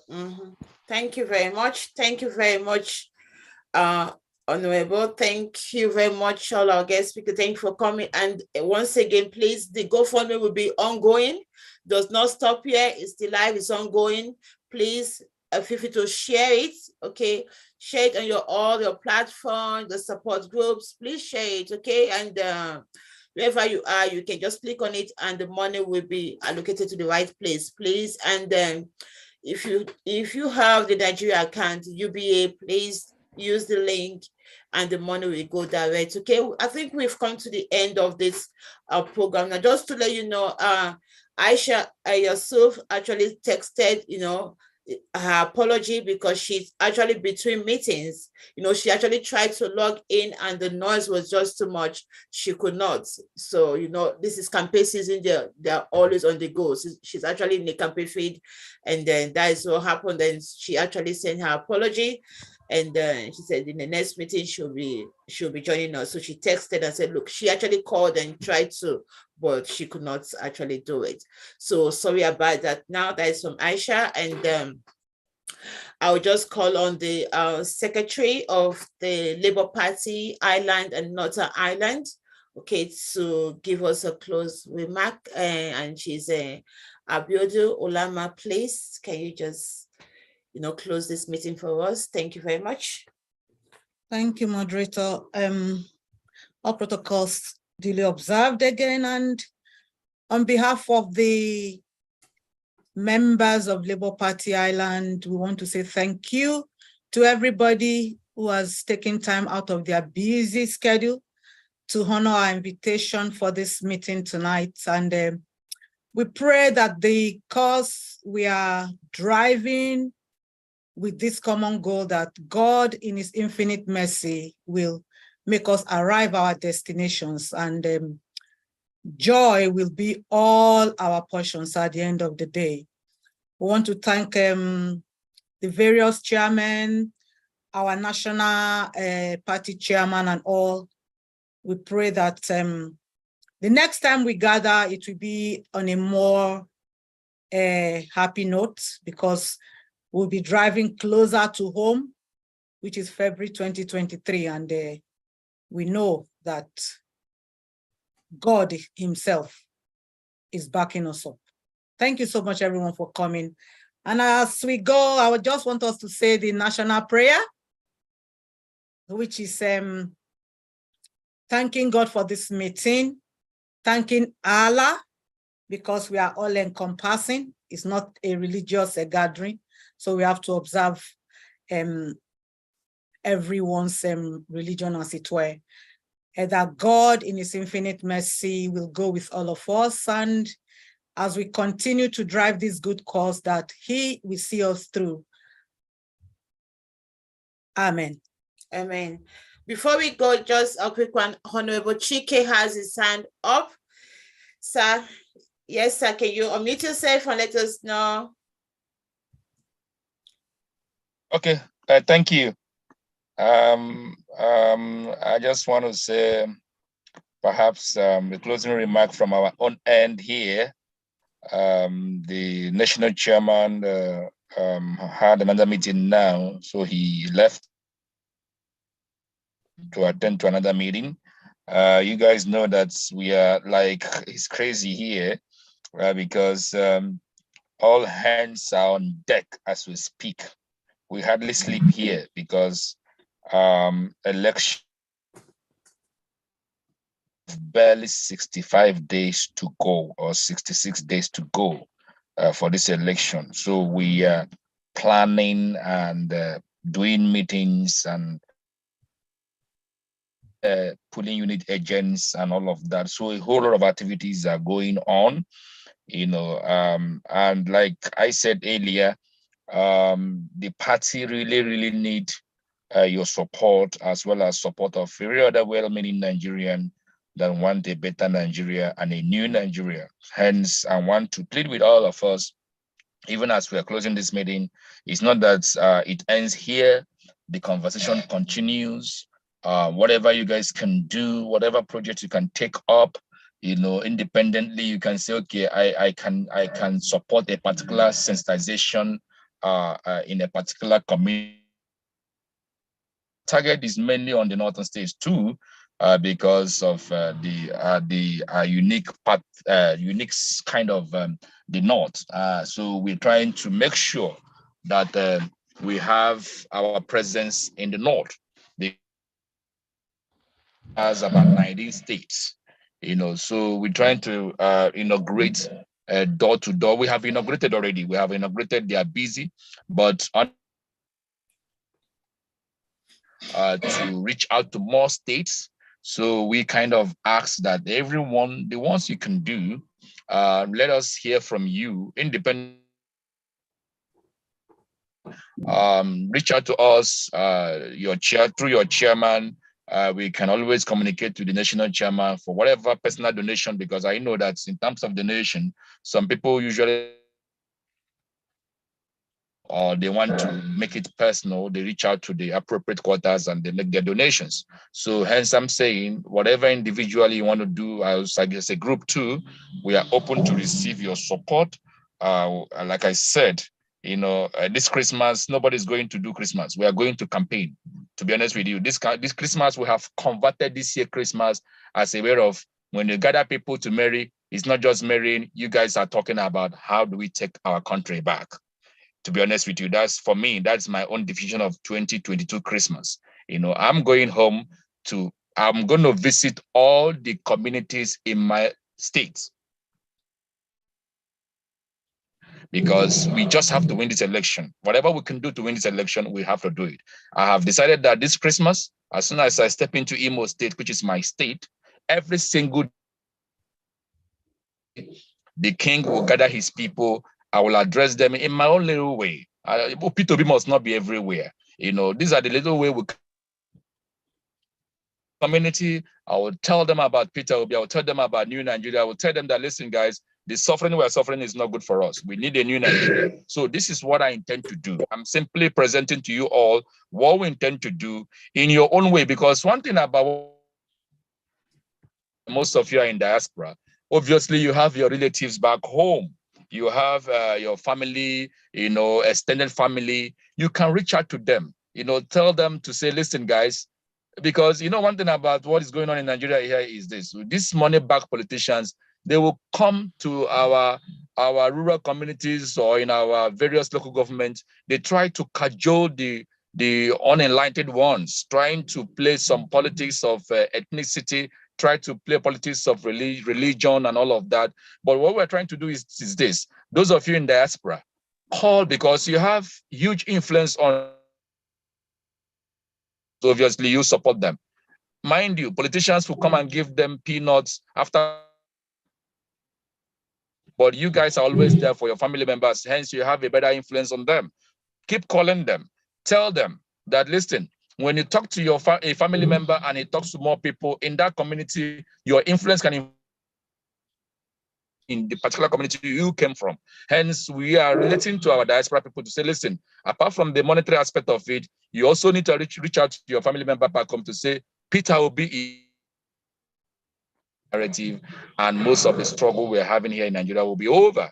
Hence, I'm encouraging all of us, this is my closing remark anyway, to say, please, let us campaign even from diaspora. You can we can campaign from diaspora. Reach out to your people. If you want us to go to your community, let me know. We will visit your community to reach out to those in community to tell them that, listen, Peter Obi is the man to vote. Perhaps let me allow us to rest for today. We'll keep on this conversation going on. I want to sincerely thank you on behalf of the national chairman of Labour Party. I want to sincerely thank you on behalf of the Diaspora Committee. I want to sincerely thank you for your time, your energy, your resources. It's not easy, I can understand, but you guys made our time to come here together to do this. May the Lord Almighty reward all of us according to his will, because I know his will for a better Nigeria anyway. So God bless you all. Thank you very much. Thank you very much, Honorable Chike. Thank you very much. Yes, Chairman, do you want to say something? Oh yeah. Before we go, may I sincerely thank Honorable. Hello. Thank you. Yes, I'm back, but thank you. Honorable Chike, because in the last 2 weeks I've been here in Abuja. He has been so tremendously helpful, and he has actually contributed to the success of this meeting today. He has been actually sensitizing the Labour Party here in Nigeria to make sure that the national chairman we're here today with attend this program despite their enormous activities from one meeting to the other. I've been at the party secretariat. It is just crazy. And I also want to thank Engineer Mike Roberts and Bruno Obim. For them, we have been actually working together collectively and looking at what to do as chapters, especially some of us in Europe, and also Professor Amaroji in the US. We have actually tried to make sure that the impact of the diasporans are felt, within the Labour Party in Nigeria, and few other members of the Diaspora Committee who has actually been actually guiding us in some of the things we're doing, and also making sure we're going on the right direction. I just want to thank everybody who has actually made our time here today to be with us. And no matter the little you have actually put your time and other resources, we pray that they will actually be replenished by God's grace. So on that note, I just want us to maybe mobilize our friends, our networks, and make sure that we achieve a huge success, raise a good money to actually see this campaign, because come this December, like the chairman Diaspora has said, most of what happens in Abuja here is both the people you go to buy something with, the people you met on the road, and everybody. The campaign is very huge here, and people have been actually coming into to know how they could vote and where they could vote, especially those who are not voters literate. And there's a huge thing is being going on here. So everybody just get across to your people back home here and ask them, guide them how to vote, because some of them, they know P2B, like somebody said earlier on, but they don't know that he actually have left PDP, and they don't know where to vote. So what you can do is you have the Labour Party logo and every other thing from the Mama Papa Pekin, and from how people are going to, where they are going to vote, the symbols of what Labour Party stands for, because there will be no P2B or DATI on the voting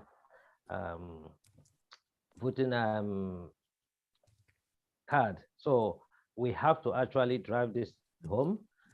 Our duty now as diaspora has gone from sending money home to making sure that they know how to vote and they will vote wisely, so that we're able to take back this country.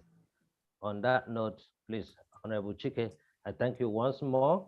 and we will continue working together, like you said, whereby we need your support, we will actually call on you. I know some of you work 24 hours, but thank you very much for your time here today and also guiding us in putting this through. It is a huge success. I thank you so much. Thank you, everyone. And thank you, everybody. Thank you. So thank you for coming. Bye. So we're gonna end the meeting now. Chairman, can you please end the meeting?